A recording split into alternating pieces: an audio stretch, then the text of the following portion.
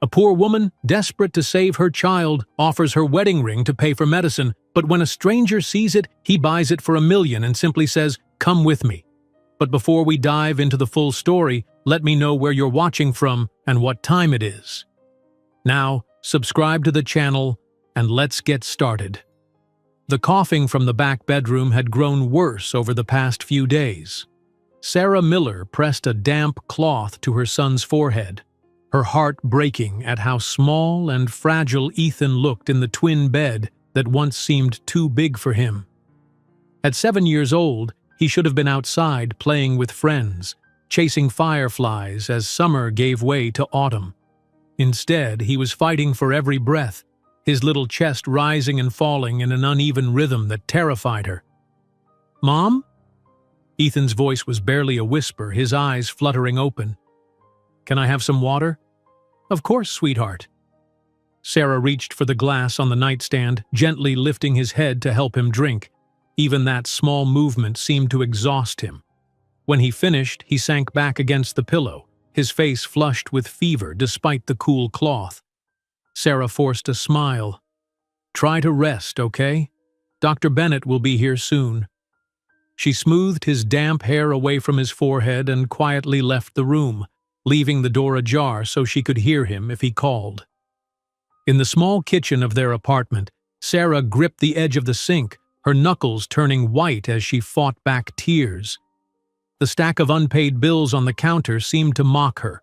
Rent, electricity, and now mounting medical expenses she couldn't possibly afford on her meager salary from the diner.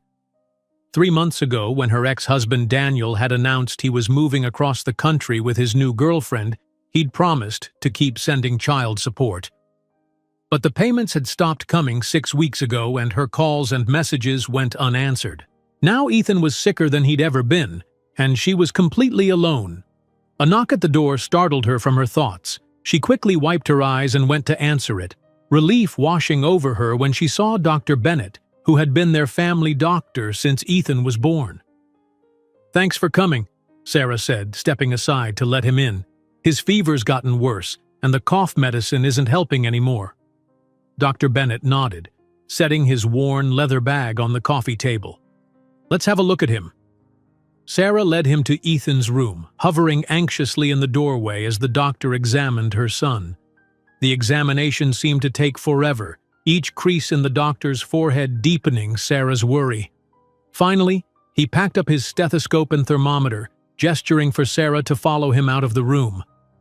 "It's pneumonia," he said quietly once they were in the living room, "and it's progressing quickly. The antibiotics I prescribed last week aren't working.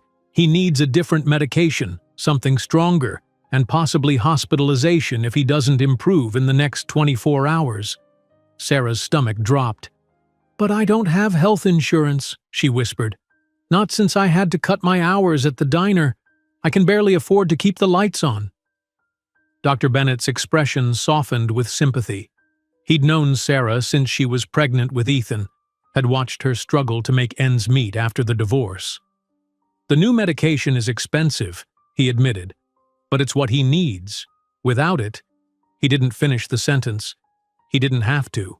"How much?" Sarah asked, her voice hollow. "About $800 for the full course." Sarah felt the room spin. $800 might as well have been $8 million. She had exactly $127 in her checking account and nothing in savings. The rent was already 2 weeks late. "I'll write the prescription," Dr. Bennett said, pulling out his pad. "You can try applying for emergency assistance at the hospital. Sometimes they have programs for cases like this." Sarah nodded numbly, taking the prescription slip from his outstretched hand. But she knew those programs took time that Ethan didn't have. After Dr. Bennett left, promising to check back the next day, Sarah sat on the couch, the prescription clutched in her trembling hand. She had pawned almost everything of value months ago to keep up with the bills. Her laptop, her grandmother's silver, even her favorite books, all gone. The only thing of worth she had left was her wedding ring. She looked down at the simple gold band with its small diamond. Daniel had given it to her 8 years ago, full of promises about their future together. For years after he left, she'd kept wearing it, partly to ward off unwanted attention at the diner, and partly because she couldn't bear to part with the symbol of what their family should have been. But now, what choice did she have? "Mom?" Ethan's weak voice called from the bedroom. "Are you okay?" Sarah quickly wiped her tears and went to him, sitting on the edge of his bed. "I'm fine, sweetheart. How are you feeling?" "My chest hurts," he admitted, his blue eyes, so like his father's, clouded with pain. "Did Dr. Bennett say I'll get better soon?" "Yes," Sarah lied, smoothing his blanket. "He gave me a prescription for some medicine that will make you feel much better. I'm going to get it right now, okay? Mrs. Wilkins from next door will come stay with you while I'm gone." 20 minutes later, with her elderly neighbor settled in to watch over Ethan, Sarah walked the 12 blocks to Carlson's pawn shop in the fading autumn light. The familiar neon sign flickered in the window, casting an eerie glow across the sidewalk. She'd been here before, during the darkest days after Daniel left, when the child support checks were late and Ethan needed new shoes for school. The bell above the door jangled as she entered. Mr. Carlson, a gruff man in his 60s with a permanent scowl, barely glanced up from his newspaper. "We're closing in 10 minutes, he grumbled. Sarah approached the counter, her heart pounding. Slowly, she twisted the gold band off her finger and placed it on the glass surface between them. "How much can I get for this?" Mr. Carlson picked up the ring, examining it under the harsh fluorescent lights. He turned it over, checking for hallmarks, then reached for his jeweler's loupe to inspect the small diamond. "200, he said finally, setting it back on the counter. Sarah's heart sank. 200? But it's worth at least 1,000. The diamond is a 1/4 carat and the band is 14-carat gold. Mr. Carlson shrugged, unmoved. 250 then. That's the best I can do. Market's down. Tears pricked Sarah's eyes. Even at $250, she was still far short of what she needed for Ethan's medicine. She was about to plead with him when the bell above the door jangled again, and a tall figure entered the shop. "Sorry, we're closing," Mr. Carlson called out, not bothering to look up. "Just give me a minute," a deep voice responded. "I'm looking for a watch. Won't take long." Sarah glanced over her shoulder. A man in his early 40s stood just inside the door, dressed in an expensive-looking charcoal suit that seemed out of place in this run-down neighborhood. His dark hair was sprinkled with gray at the temples, and he carried himself with the easy confidence of someone accustomed to being in charge. She turned back to Mr. Carlson, lowering her voice. "Please, I need at least 500. My son is sick, and I have to pay for his medication." "Not my problem, lady," Mr. Carlson replied, sliding the ring back toward her. 250 or nothing." A tear slipped down Sarah's cheek as she stared at the ring. $250 plus the $127 in her account still left her more than $400 short. What was she going to do? "Excuse me." The deep voice came from directly behind her now. "I couldn't help overhearing. May I see the ring?" Sarah turned, startled to find the well-dressed stranger standing so close. His eyes were an intense shade of gray, studying her with unexpected kindness. For some reason she couldn't explain, she picked up the ring and handed it to him. He examined it carefully, turning it in the light. But Sarah had the strange feeling he was less interested in the ring than in her reaction to selling it. After a moment, he looked up, his expression unreadable. "I'll give you $1 million for this ring." The words hung in the air, so outlandish that Sarah was certain she'd misheard him. Mr. Carlson's jaw dropped. "What?" Sarah managed to choke out. The stranger reached into his jacket and pulled out a checkbook and pen. With a steady hand, he wrote out a check, tore it from the book, and placed it on the counter beside the ring.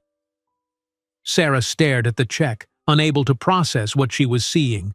$1 million, made out to cash, signed with a flourish, Alexander Donovan. "This is a joke," she whispered, looking up at him. "Who are you?"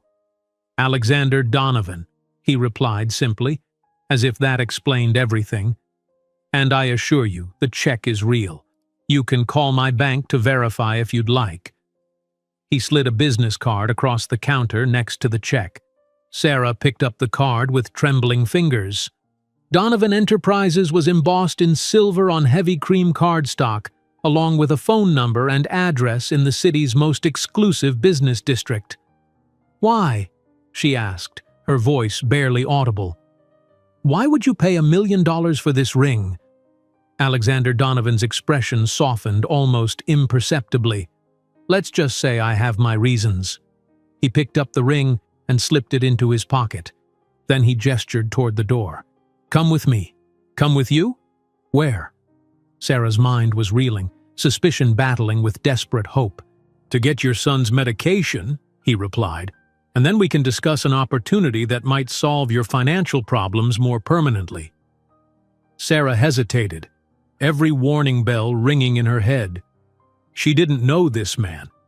Getting into a car with a stranger, even one who'd just given her $1 million check, went against everything she'd ever taught Ethan about personal safety.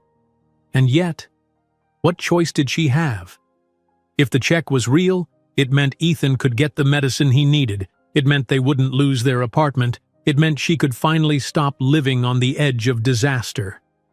Mr. Carlson, who had been watching this exchange with increasingly stunned disbelief, finally found his voice. "Lady, you'd be crazy not to go with him. That's Alexander Donovan, the Alexander Donovan, real estate tycoon, worth billions."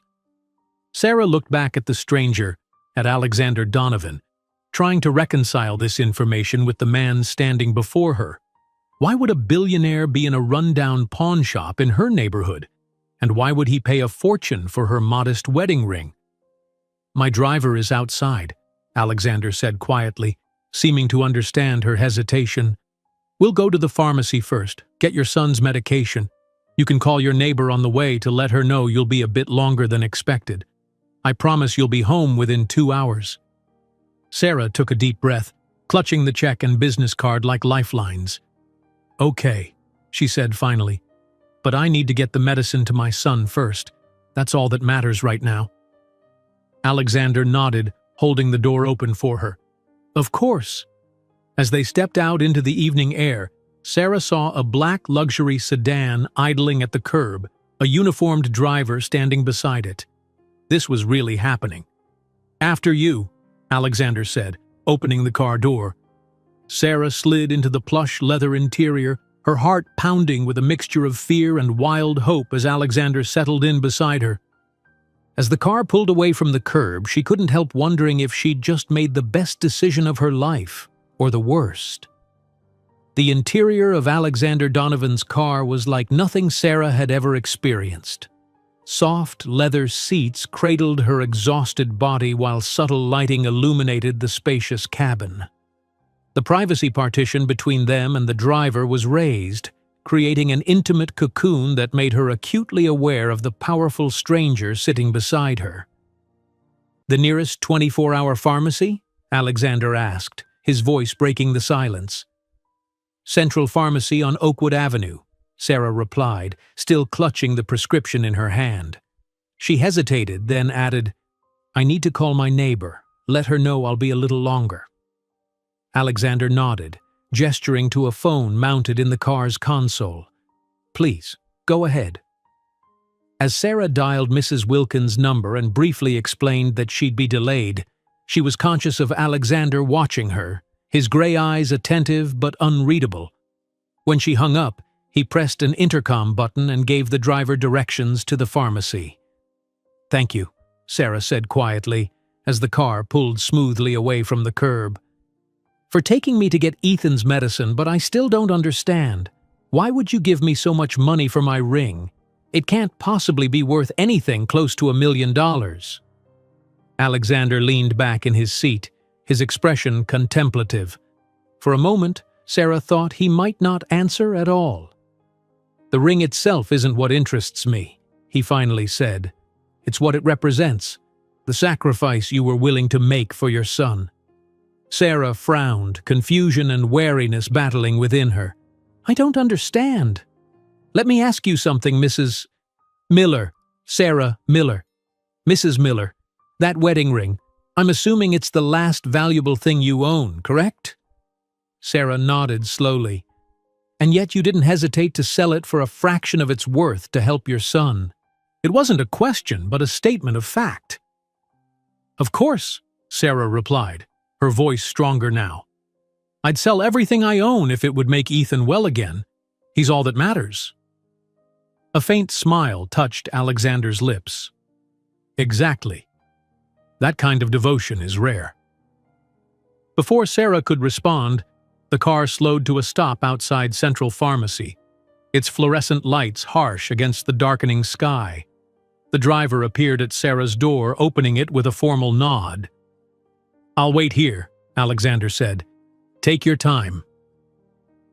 Inside the pharmacy, Sarah handed the prescription to the pharmacist, a middle-aged woman with kind eyes and a perpetually worried expression.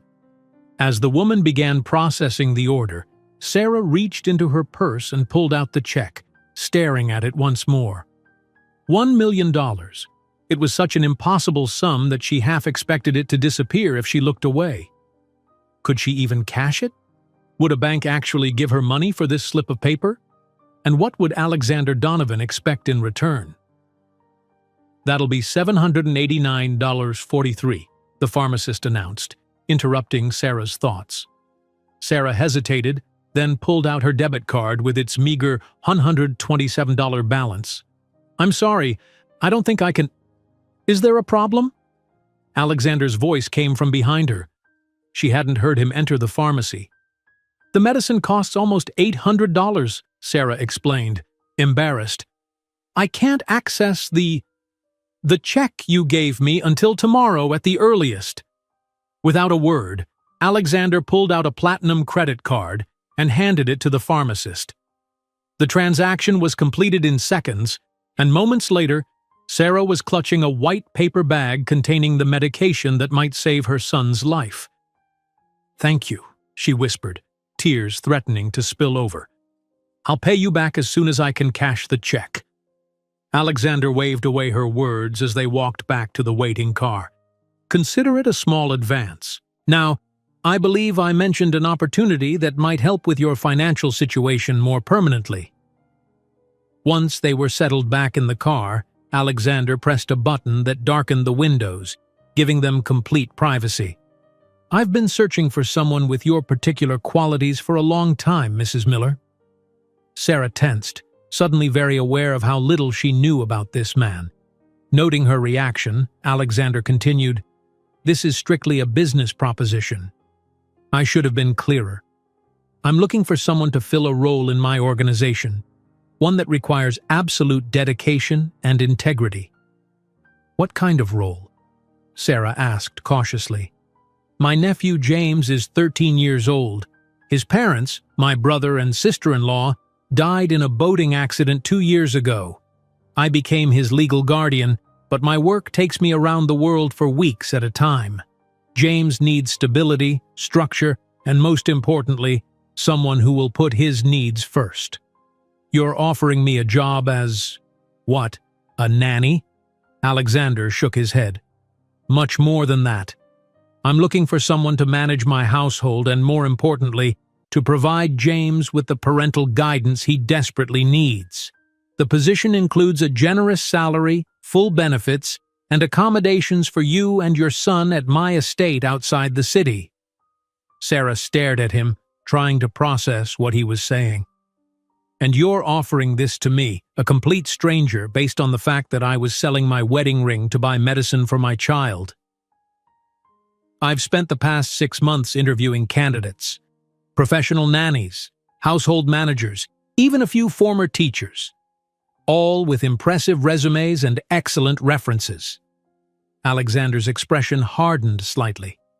"Yet when I tested them, offered them twice their asking salary to take on additional responsibilities that would take time away from James, they didn't hesitate to accept." "You were testing their priorities," Sarah realized. Alexander nodded. James has everything money can buy, but what he needs is someone who will put him first. Always. Someone like you." The car slowed as they approached Sarah's apartment building, the contrast between the luxury vehicle and the rundown neighborhood striking. Sarah's mind raced with questions, doubts, and a tiny, dangerous sliver of hope. "I need to think about this," she said finally. "It's a lot to take in." "Of course." Alexander reached into his jacket and pulled out another business card, this one with a handwritten number on the back. "This is my private line. Call me when you're ready to discuss the details. The check is yours regardless of your decision." Sarah took the card, still feeling as though she'd stepped into someone else's life. "I should go. My son needs his medicine." As she reached for the door handle, Alexander spoke again, his voice softer than before. "Mrs. Miller, may I ask one more question? What happened to your husband?" The question caught her off guard. "He left," she said simply. 3 years ago. He has a new life now, on the other side of the country." "And he doesn't help support your son?" Sarah's throat tightened. "The child support stopped coming a while ago. I haven't been able to reach him." Something flickered in Alexander's eyes, anger, perhaps, or disgust, but his voice remained calm. "I see. Thank you for your honesty." He extended his hand. "I hope to hear from you soon." Sarah shook his hand briefly, then hurried up the cracked concrete path to her building, the precious medicine clutched tightly to her chest. As she reached the door, she glanced back to see the black car still waiting, Alexander Donovan watching her from the shadowed interior. Inside her apartment, Mrs. Wilkins rose from the sofa, her aged face creased with concern. "Ethan's been asking for you, dear. His fever seems worse." "I've got his medicine," Sarah said, already moving toward Ethan's bedroom. "Thank you so much for staying with him." Mrs. Wilkins patted her arm. "Anytime, dear. He's such a good boy. I left some soup on the stove, thought you both might need something warm." After seeing her neighbor to the door, Sarah hurried to Ethan's room. Her son lay still in the dim light, his breathing labored and his cheeks flushed with fever. His eyes fluttered open as she sat on the edge of his bed. "Mom," he whispered, his voice hoarse. "You were gone so long." "I know, sweetheart. I'm sorry." Sarah measured out the medicine according to the pharmacist's instructions and helped Ethan sit up to take it. "This is going to make you feel much better." Ethan grimaced at the taste but swallowed obediently. "Did you have to sell something again?" Sarah hesitated, surprised by his perception. Even at 7, he noticed so much. "I was going to," she admitted. "But then something unexpected happened. I met someone who might be able to help us." "Like a fairy godmother?" Ethan asked, a ghost of his usual smile appearing. Sarah laughed softly, brushing his damp hair back from his forehead. "Not exactly. More like a businessman with an interesting offer." She tucked the blankets around him. "But we don't need to talk about that now. You need to rest and let the medicine do its work." She stayed with him until he drifted off to sleep, one small hand clutching hers even in slumber. The apartment was quiet except for the occasional car passing on the street below and the soft ticking of the clock on Ethan's nightstand.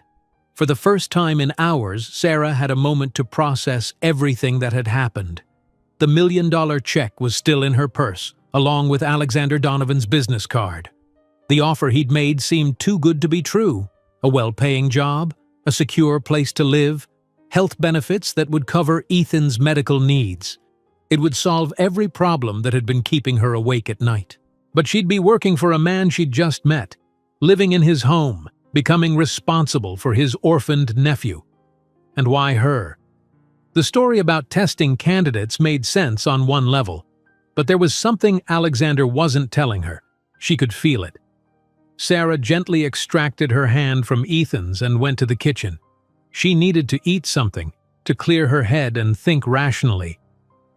Mrs. Wilkins' soup was still warm on the stove, and the comforting aroma of chicken and vegetables filled the small kitchen as she ladled some into a bowl.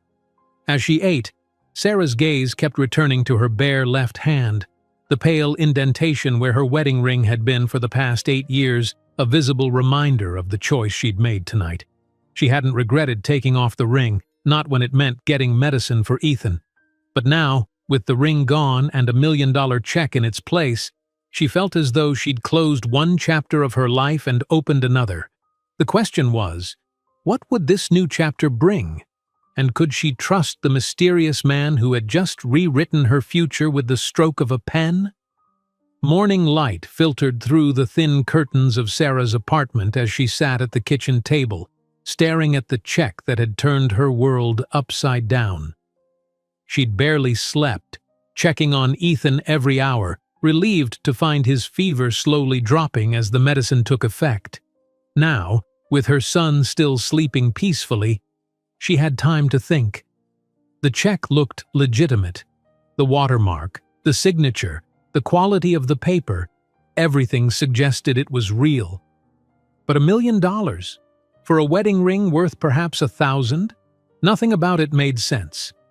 Sarah pulled out her phone and typed Alexander Donovan into the search bar.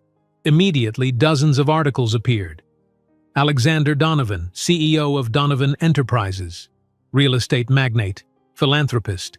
His net worth was estimated at over $4 billion. There were photos of him at charity galas, cutting ribbons at new developments, shaking hands with politicians, the same intense gray eyes, the same confident bearing she'd observed in person. One article, dated about 2 years ago, confirmed what he'd told her about his brother's death. "Donovan mourns brother in tragic accident," the headline read. The piece mentioned that Alexander had become guardian to his teenage nephew but offered few details, respecting the family's privacy during their time of grief.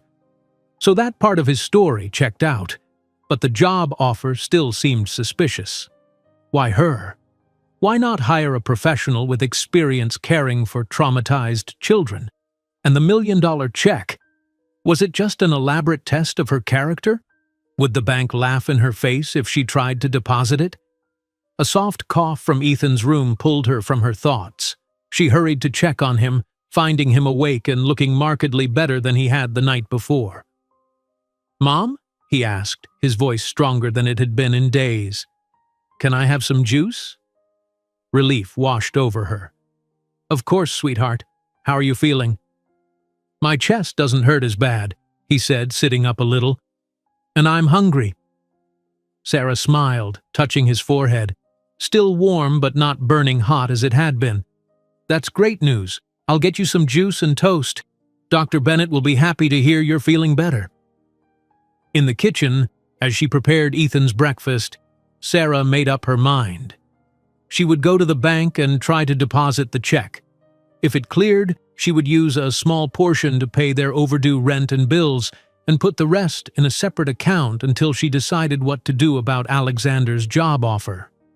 If the check was rejected, she'd be no worse off than she had been before.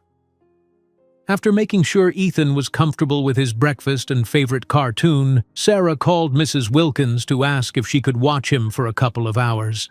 "Of course, dear," the elderly woman said. "He's looking better today?" "Much better," Sarah confirmed. "The medicine is working. I just need to run to the bank and take care of a few things."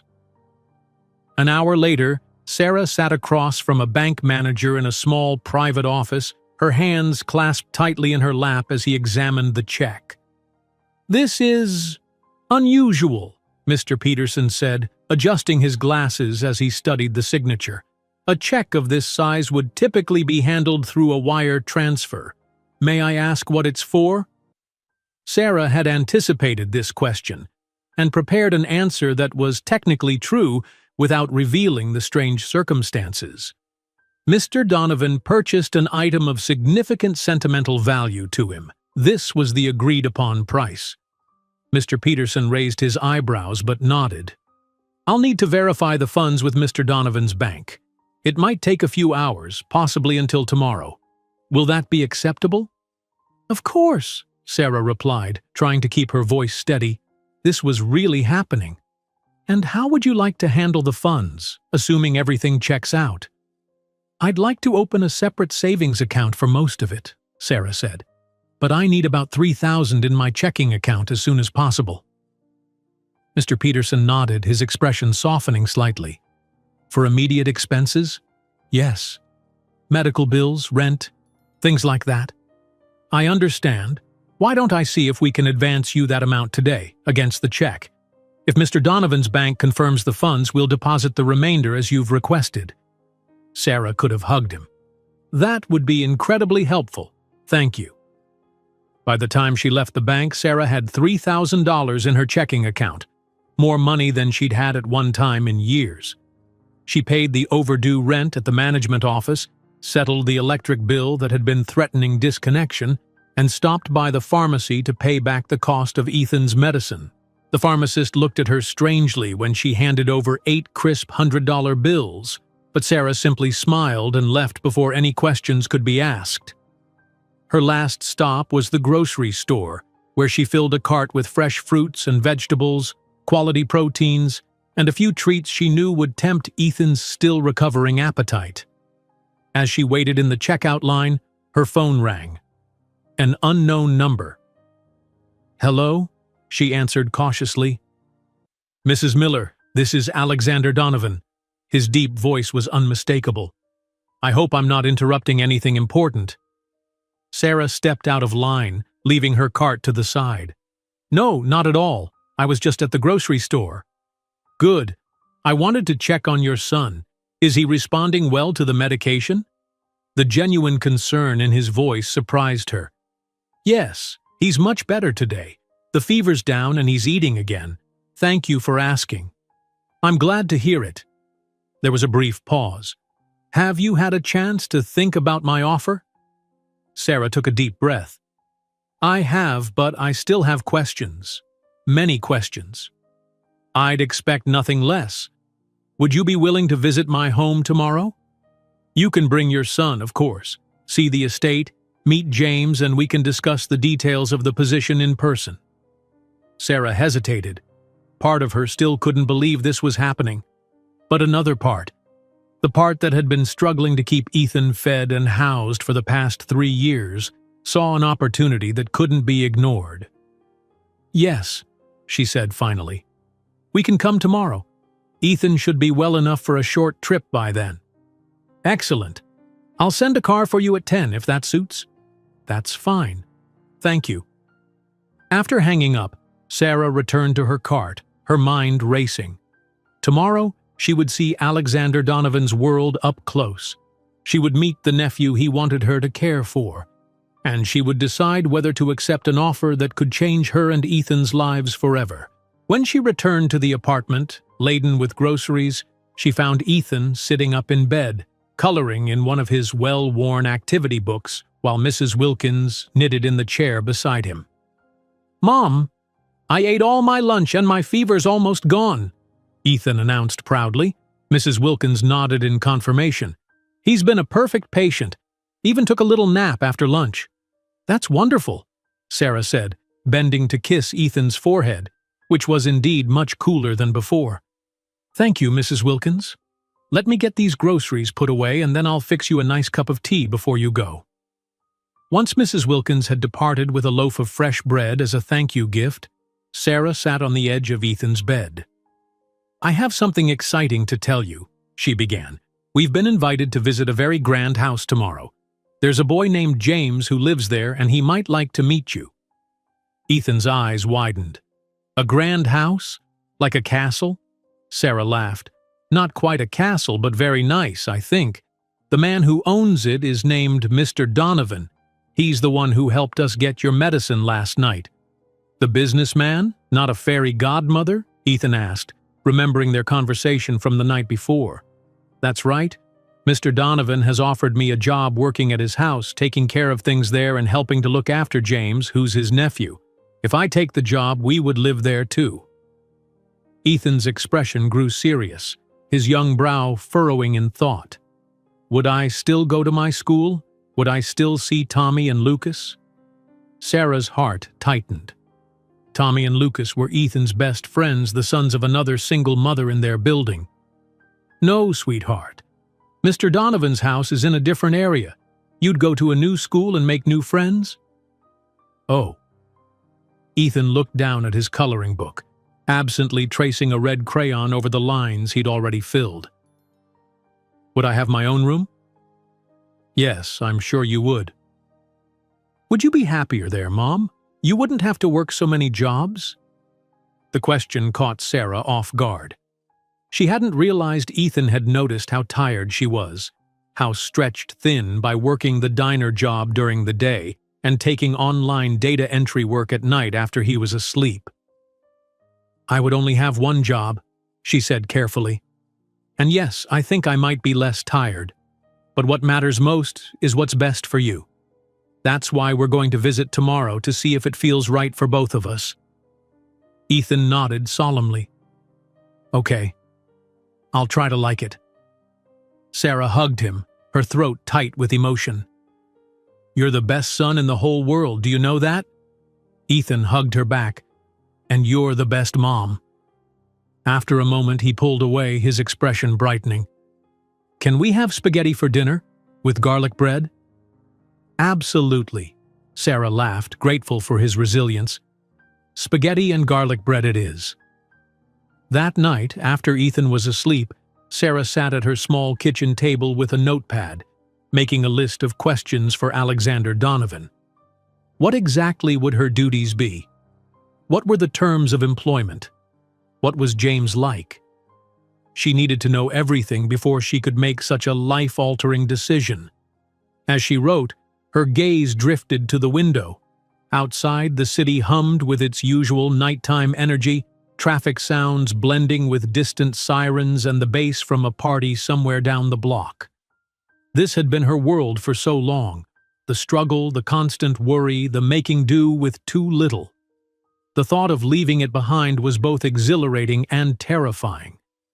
Whatever happened tomorrow, Sarah knew one thing for certain. She would do whatever was best for Ethan, even if it meant stepping into the unknown world of Alexander Donovan. Precisely at 10 o'clock the next morning, a sleek black car pulled up in front of Sarah's apartment building. But it wasn't the same sedan from the night before. This was a full-sized limousine, complete with a uniformed driver who introduced himself as Thomas. Mr. Donovan sends his apologies for not coming personally, Thomas explained as he held the door open for Sarah and Ethan. He had an unexpected business matter to attend to this morning, but he'll meet you at the estate. Ethan's eyes were as wide as saucers as he climbed into the limousine, taking in the plush leather seats, the small television mounted on the partition, and the miniature refrigerator stocked with juice boxes and snacks. "Mom, look," he whispered excitedly. "It's like a house inside a car." Sarah smiled, relieved to see him so energetic after days of illness. The medicine had worked wonders. His fever was gone, and while he still had a slight cough, he was nearly back to his usual self. "This is very nice," she agreed, settling beside him. "But remember what we talked about. We're just visiting today to see if this might be a good place for us. We haven't decided anything yet." Ethan nodded, but his attention was already captured by the control panel that operated the sunroof. Thomas caught Sarah's eye in the rearview mirror and smiled kindly. "Please feel free to use any of the amenities, Mrs. Miller. The drive will take about 45 minutes." As the limousine pulled away from the curb, Sarah watched her neighborhood recede through the tinted windows. The cramped apartment buildings, the corner bodega where she bought groceries on sale, the bus stop where she'd waited countless mornings in all kinds of weather. All the familiar landmarks of her hardscrabble life seemed to shrink in significance as they drove toward the unknown. The city gradually gave way to suburbs, and then to rolling countryside dotted with large estates set back from the road behind imposing gates and mature trees. The houses grew bigger, the properties more expansive, until Thomas turned onto a private drive marked only by a discreet brass plaque that read Donovan Estate. A wrought iron gate swung open silently as they approached, and the limousine proceeded down a winding driveway lined with ancient oak trees. Around a final bend, the house came into view, and Sarah couldn't suppress a small gasp. It wasn't a house so much as a mansion, a sprawling stone structure with multiple wings, tall windows, and a grand entrance flanked by classical columns. Impeccably maintained gardens surrounded the residence, featuring sculpted hedges, vibrant flower beds, and a large fountain in the center of the circular driveway. "Wow," Ethan breathed. "It really is like a castle." Thomas brought the limousine to a smooth stop at the front entrance, where wide stone steps led up to massive double doors. Before he could open the car door, the front doors of the mansion swung open and Alexander Donovan stepped out. He looked even more imposing in daylight, dressed in a casual but clearly expensive sweater and slacks. His expression warmed as he approached the car. "Mrs. Miller, Ethan," he greeted them as Thomas opened the door. "Welcome to my home. I trust the drive was comfortable?" "Very," Sarah replied, helping Ethan out of the car. She'd dressed them both in the nicest clothes they owned, her in a simple blue dress she usually reserved for job interviews, Ethan in khaki pants and a button-down shirt he normally wore only for school pictures. Yet standing before Alexander's casual elegance, she felt conspicuously underdressed. "You must be Ethan," Alexander said, crouching down to the boy's level. "I'm Alexander Donovan. Your mother tells me you've been quite ill, but you're looking much better now." Ethan nodded solemnly. "The medicine helped a lot. Mom says you helped us get it. Thank you." Something in Alexander's expression softened. "You're very welcome. I'm glad you're feeling better." He straightened up and gestured toward the house. "Shall we go inside? Mrs. Reynolds, my housekeeper, has prepared lunch, and my nephew, James, is looking forward to meeting you both." The interior of the mansion was even more impressive than the exterior. The entrance hall featured a soaring ceiling, marble floors, and a grand staircase that curved elegantly up to the second floor. Artwork that Sarah suspected was both original and priceless adorned the walls, and fresh flowers filled large vases on antique tables. Alexander led them through several richly appointed rooms, giving a brief tour that included a formal dining room that could seat 20, a library with floor-to-ceiling bookshelves, and a conservatory filled with exotic plants. Finally, they reached a more casual space, a sunny sitting room that opened onto a terrace overlooking the grounds. A teenage boy was seated on one of the sofas, his attention focused on a handheld video game. He looked up as they entered, his expression guarded. "James," Alexander said, "this is Mrs. Miller and her son, Ethan."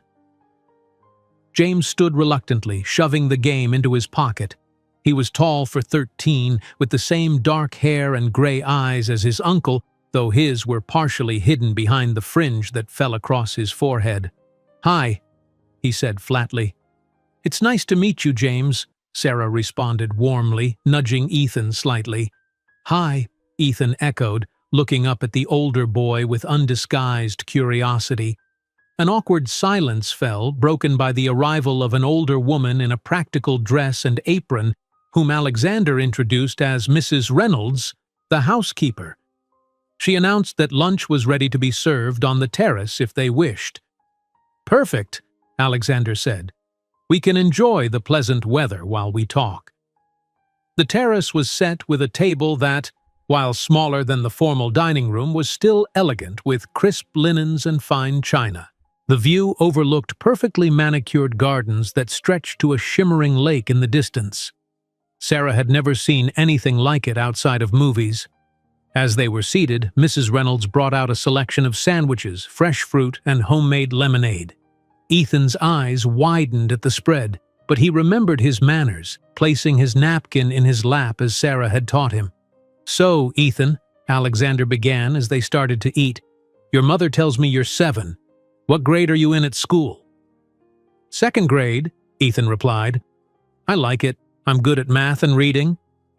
"Excellent subjects to excel in," Alexander nodded. "James here is quite the mathematician himself. Perhaps he could show you his telescope later. He's quite interested in astronomy." James looked up from his plate, where he'd been pushing a grape around aimlessly. "If you want," he muttered. not making eye contact with anyone. I've never looked through a real telescope before, Ethan said eagerly. Can you see the moon craters? A flicker of genuine interest crossed James's face. Yeah, and the rings of Saturn when it's visible. I have a star chart in my room that shows when you can see different planets. Cool! Ethan's enthusiasm seemed to break through some of James's reserve. While the boys tentatively began to converse, Alexander turned his attention to Sarah. I thought perhaps after lunch James could show Ethan around the grounds, under Mrs. Reynolds's supervision, of course, while you and I discuss the details of the position. That sounds reasonable, Sarah agreed. Before we go too far, though, I need to be clear about something. I appreciate your generosity with the check, but I haven't made any decisions yet about accepting the job. Alexander's expression remained impassive. Of course. The check was for the ring, not a down payment on your services. Whether you accept the position or not, it's yours to keep. He took a sip of his lemonade. Though I hope you'll consider the offer seriously. As you can see, James needs someone like you in his life. Sarah glanced at the teenager who was now showing Ethan something on his phone, his earlier reticence somewhat diminished by Ethan's unguarded interest. He seems like a normal 13-year-old to me. Appearances can be deceiving, Alexander said quietly. James has struggled since losing his parents. He's withdrawn at school, has frequent nightmares, and has had difficulty connecting with the tutors and counselors I've arranged for him. What he needs is not more professional help, but genuine care, a family environment. Sarah considered this. And you think I can provide that? I know you can. You've devoted yourself entirely to your son's well-being, often at great personal sacrifice. That's exactly the kind of commitment James needs. Alexander's intense gaze held hers. The position would include managing the household staff, overseeing James's schedule, and most importantly, being present for him, helping with homework, attending school functions, ensuring he doesn't retreat into isolation. And my son? What role would he play in all this? Ethan would be a part of the household with all the same privileges as James: private schooling, extracurricular activities of his choosing, the best medical care. He and James would be raised as, well, not as brothers exactly, but as family. After lunch, Mrs. Reynolds appeared to take the boys on a tour of the grounds, promising to show Ethan the koi pond and James's favorite climbing tree. Once they were alone, Alexander led Sarah to his study, a handsome room lined with dark wood paneling and leather-bound books. I believe in being transparent, he said, handing her a folder. This contains the formal offer of employment. The salary is $150,000 annually, with comprehensive benefits for both you and Ethan. You would have your own suite of rooms in the East Wing, while Ethan would have a bedroom near James in the main family quarters. Sarah flipped through the papers, her heart racing at the figures she saw.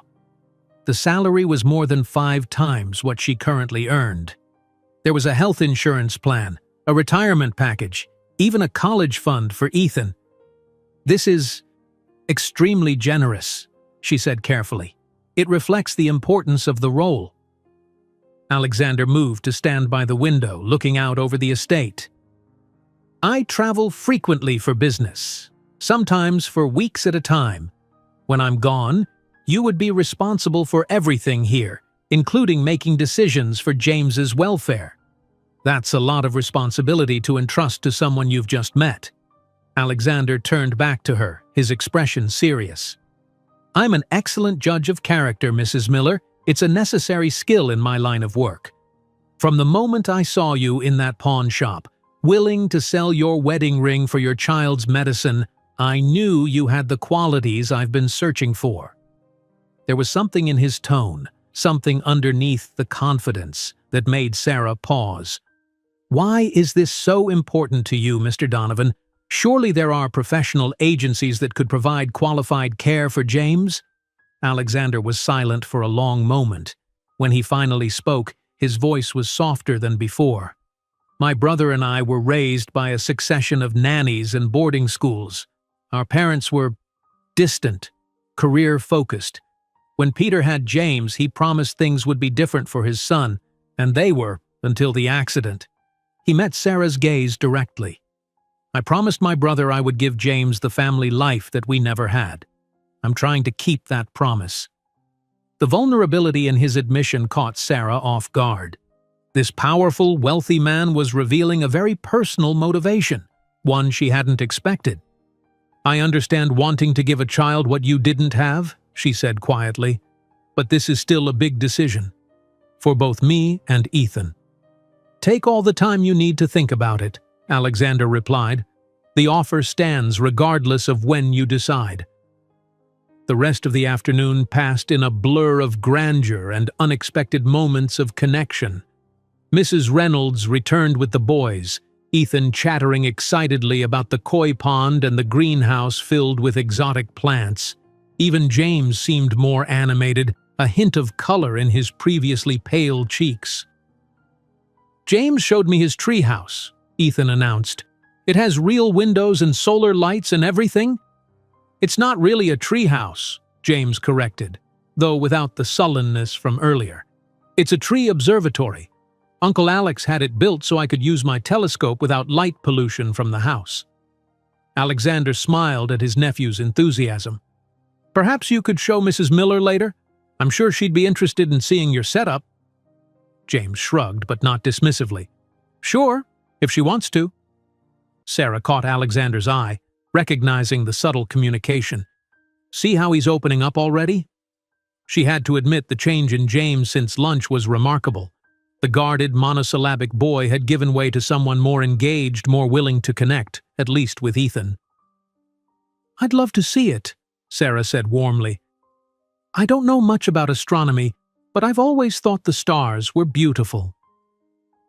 They're more than just beautiful, James replied, a flash of passion in his gray eyes. They're like history you can see. The light from some stars takes millions of years to reach us. When you look at them, you're literally looking into the past. I never thought of it that way, Sarah admitted. That's fascinating. Mrs. Reynolds cleared her throat gently. If you'll excuse me, I should check on dinner preparations. James, perhaps you could show Ethan the game room while your uncle and Mrs. Miller finish their discussion? James hesitated, then nodded. Come on, he said to Ethan. We have a pinball machine and everything. As the boys left, Alexander gestured for Sarah to join him on a stone bench overlooking a rose garden. James seems quite taken with your son, he observed. Ethan has always been good at making friends, Sarah replied. He's naturally curious and open. She hesitated, then added, James seems like a good kid underneath his reserve. He's been through a lot. Yes, he has. And he's handled it as well as can be expected.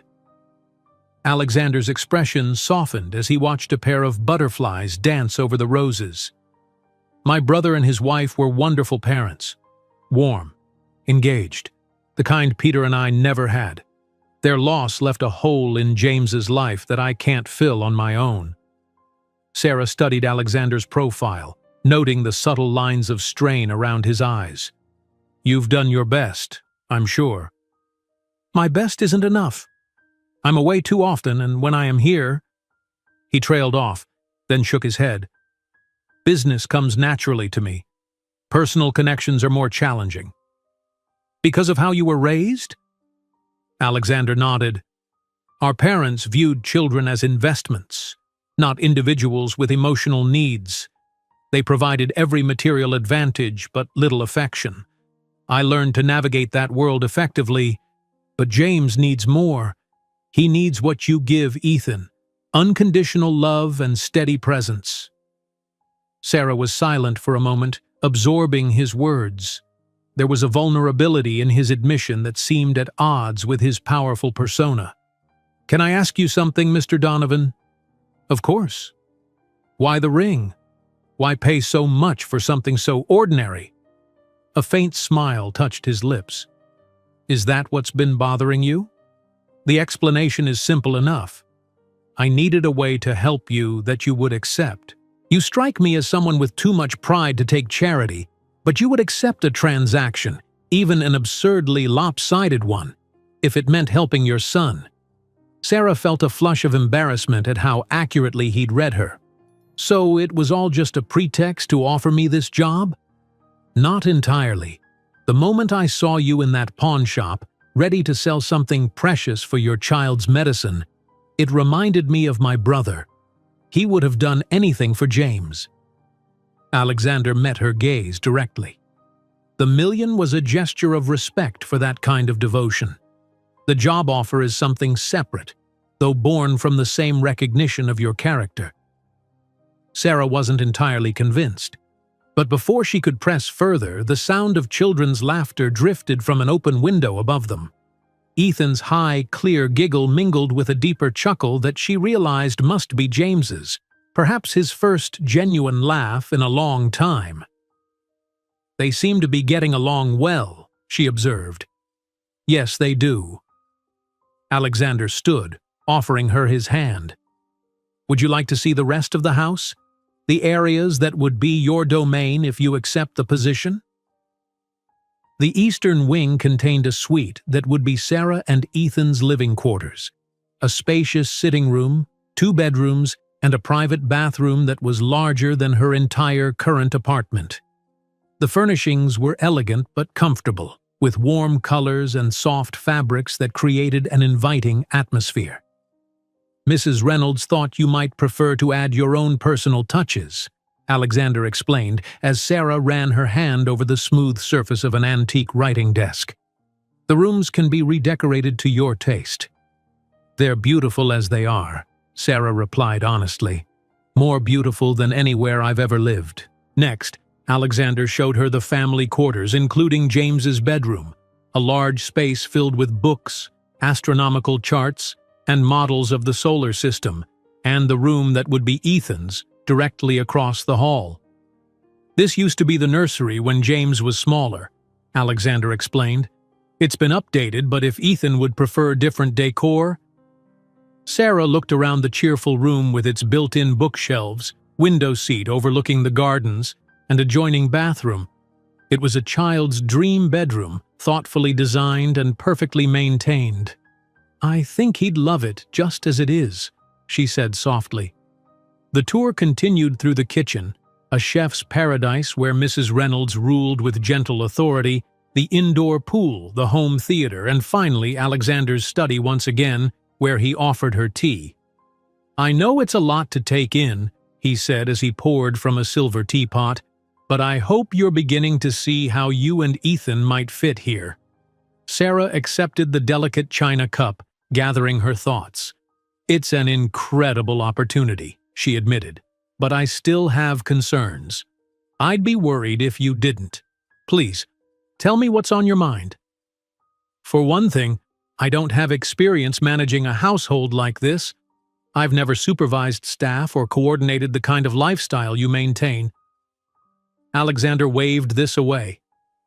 "Mrs. Reynolds has been with the family for 30 years. She can guide you through those aspects of the role. Your primary focus would be James, and maintaining your relationship with Ethan, of course." "And what about James's education? You mentioned he's withdrawn at school." "He attends Westfield Academy, about 20 minutes from here. It's an excellent school, but yes, his teachers have expressed concern about his social isolation and declining academic performance. They've been accommodating given the circumstances, but..." Alexander sighed. "He needs someone to check his homework, attend parent-teacher conferences, keep him accountable. I do what I can, but my schedule is unpredictable." Sarah nodded, considering. "And what would your expectations be for Ethan?" "He would attend Westfield as well.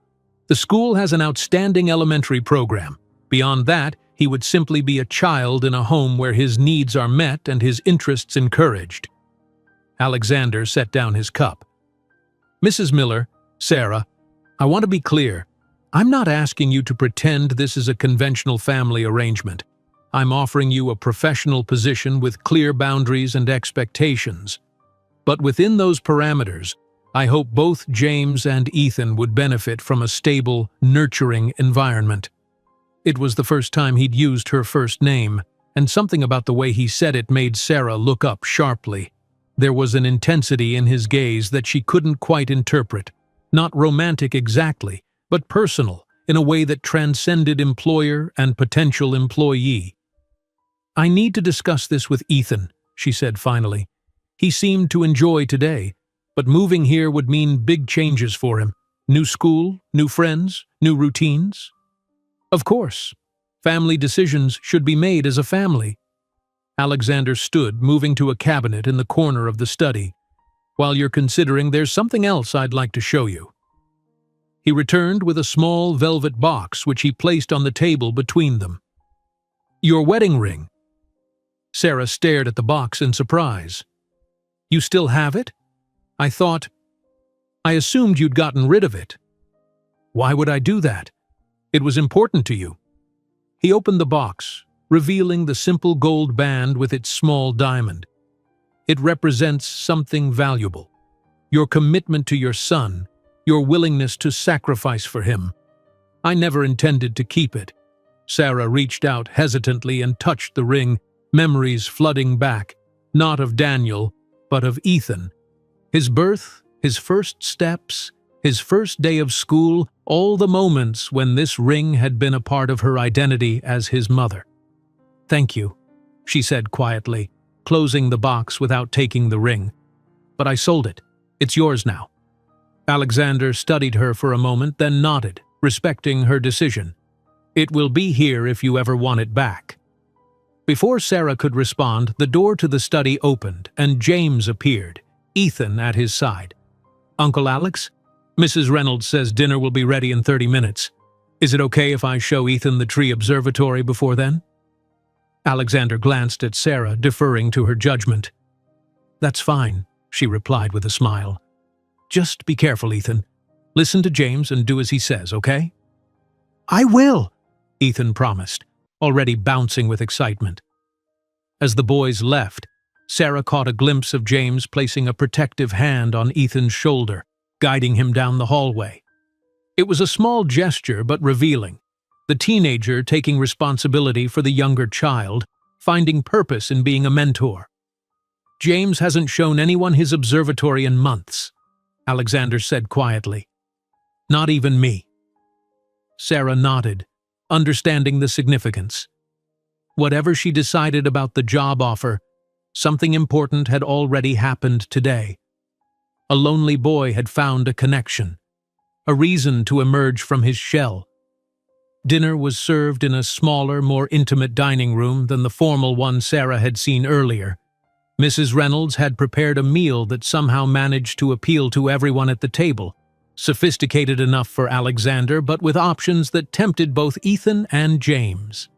The conversation flowed more easily than Sarah would have expected, with James animatedly describing the constellations he'd shown Ethan, and Ethan asking dozens of questions about the estate and its history. As Sarah watched her son interact with James and Alexander, she tried to imagine this becoming their daily reality. Meals in this beautiful room, conversations about stars and history, the security of knowing Ethan's future was provided for. It was a world away from their tiny apartment and constant financial stress. But was it the right choice? Could she adapt to this life of privilege without losing herself in the process? And what about Alexander himself, this complex man who was offering them so much while keeping parts of himself carefully guarded? As the evening wound down, Sarah noticed Ethan trying to stifle a yawn. Despite his improved condition, he was still recovering from his illness, and the excitement of the day had clearly worn him out. "I think it might be time for us to head home," she said gently, placing her napkin beside her empty dessert plate. "It's been a wonderful day, but Ethan needs his rest." Alexander nodded in understanding. "Of course. Thomas will bring the car around." He turned to Ethan with a warm smile. "It was a pleasure meeting you, young man. I hope you enjoyed your visit." "It was awesome," Ethan replied with unrestrained enthusiasm. "Especially the tree observatory and the koi pond. The fish came right up when James fed them." James, who had been quiet during dessert, looked up from his half-eaten chocolate mousse. "You could come back and see them again, if you want to." His voice was hesitant, as if he feared rejection. "Really?" Ethan's face lit up. "Could we, Mom?" Sarah felt Alexander's gaze on her as she answered. "We'll see, sweetheart. We have some decisions to make first." She turned to James, not wanting to disappoint him. "But I know Ethan had a wonderful time with you today. Thank you for showing him around." James nodded, a faint smile softening his features. "It was nice having someone to show things to," he admitted quietly. There was a moment of awkward silence before Alexander rose from his chair. "James, why don't you take Ethan to select a book from the library to borrow? Something about astronomy, perhaps? Mrs. Miller and I will join you in a few minutes." Once the boys had left, Alexander led Sarah to a small sitting area adjacent to the dining room. "I hope today has been informative," he said, gesturing for her to take a seat on an elegant love seat. "Has it helped clarify your thoughts about the position?" Sarah sat, smoothing her dress over her knees. "In some ways, yes. I can see that James is a good kid who's hurting. I can see why you think Ethan might be good for him." She paused, choosing her words carefully. "But there's still something I don't quite understand. Why me? Out of all the qualified people you could hire, why choose a struggling single mother with no experience managing a household like this?" Alexander didn't answer immediately. He moved to a side table where a decanter of amber liquid sat beside crystal glasses. "May I offer you a brandy?" "No, thank you." He poured himself a small measure and took a sip before turning back to her. "Let me tell you about my brother, Peter." It wasn't the response she had expected, but Sarah remained silent, waiting. "Peter was 3 years younger than me. From childhood, we were raised to view life as a competition, for our parents' approval, for academic achievement, for professional success." Alexander's voice took on a distant quality, as if he was seeing the past unfold before him. "I followed our father's path into business. I was good at it, ruthless when necessary. But Peter was different. He rebelled against our parents' expectations, chose to teach history at a small college, married for love rather than advantage." Alexander swirled the brandy in his glass, watching the light play through the crystal. "Our parents were furious. They cut him off financially. I was tasked with trying to bring him to his senses." A faint smile touched his lips. "Instead, his sense brought me to. He showed me there was another way to live, with integrity, with genuine connection to others." He set his glass down, untouched, and moved to sit across from Sarah. "When James was born, I saw my brother become the father we had never had. Present, affectionate, putting his child's needs above his own ambition. His gray eyes met hers directly. The same qualities I saw in you at the pawn shop. "But you couldn't have known anything about me?" Sarah objected. "I knew enough. I knew you were willing to part with something precious to you, not for yourself, but for your child. In my experience, that kind of selfless love is rare. It can't be faked or bought." Alexander leaned forward slightly. "When Peter died, I promised to give James the kind of home my brother had created for him, but I can't do it alone. I need someone who understands intuitively what that means." The sincerity in his voice was compelling, but Sarah still felt there was more he wasn't telling her. Before she could press further, Thomas appeared to announce that the car was ready. The goodbyes were surprisingly emotional. James, who had found a book on constellations for Ethan, seemed reluctant to see them leave. He hovered in the grand entrance hall, hands shoved into his pockets, shoulders hunched in that particularly teenage way. "Maybe you could come back on Saturday," he suggested to Ethan, trying to sound casual. "There's a meteor shower that night. It's supposed to be really good."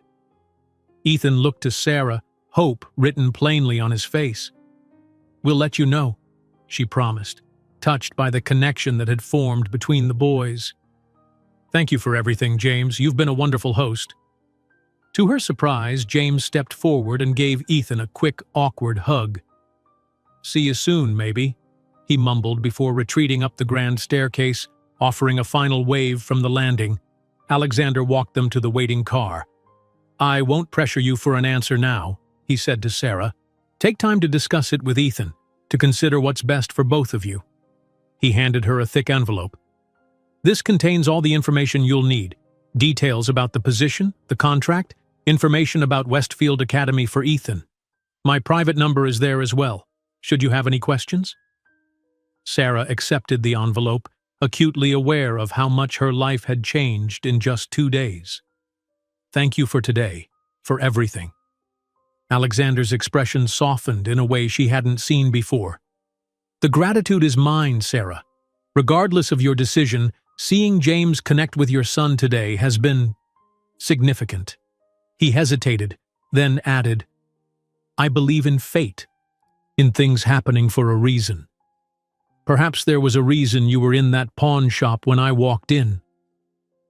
The drive back to the city was quiet, with Ethan falling asleep against Sarah's shoulder before they'd even left the estate's grounds. She gazed out the window as the landscape transformed from manicured gardens to suburbs to the familiar, grittier outlines of their neighborhood. The contrast was stark, a visual reminder of the choice before her. When they arrived at their apartment building, Thomas insisted on carrying the sleeping Ethan up the stairs despite Sarah's protests. Once Ethan was tucked into his bed, still clutching the astronomy book, Sarah thanked the driver and saw him out. The apartment seemed smaller than she remembered, its limitations more apparent after a day spent in Alexander's mansion. But it was home, the place where she'd raised Ethan, where they'd built their life together despite the challenges. Sarah made herself a cup of tea and sat at the kitchen table, spreading out the contents of the envelope Alexander had given her. The contract was straightforward but generous, outlining a salary and benefits package that would forever change their financial situation. There were brochures about Westfield Academy, showing smiling children in crisp uniforms engaged in art, sports, and academics. Photos of the campus revealed state-of-the-art facilities that public schools like Ethan's current one could only dream of. A soft knock at the door interrupted her review. It was Mrs. Wilkins coming to check on Ethan. "I saw the fancy car drop you off," the elderly woman said as Sarah invited her in. "How's our boy doing?" "Much better," Sarah assured her. "The medicine worked wonders. He's sleeping now. Had quite an exciting day." Mrs. Wilkins settled at the table, her shrewd eyes taking in the spread of papers. "Looks like you did too. What's all this?"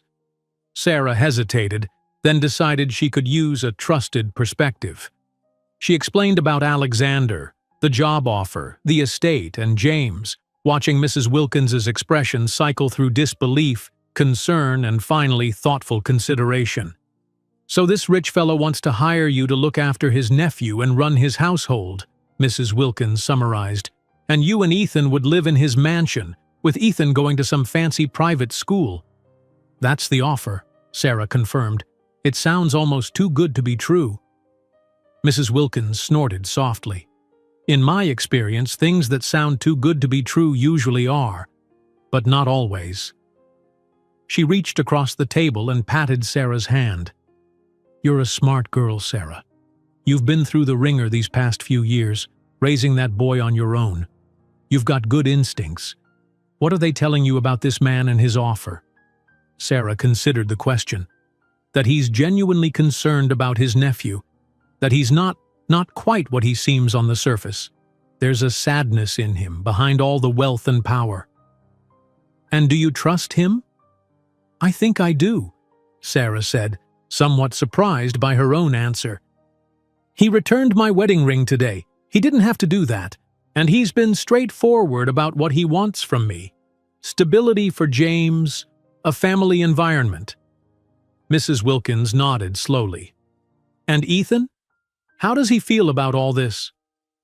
"He loved the estate, and he really connected with James. But it would mean so many changes. New school, new home, new people." "Children are resilient," Mrs. Wilkins observed, "more so than we give them credit for.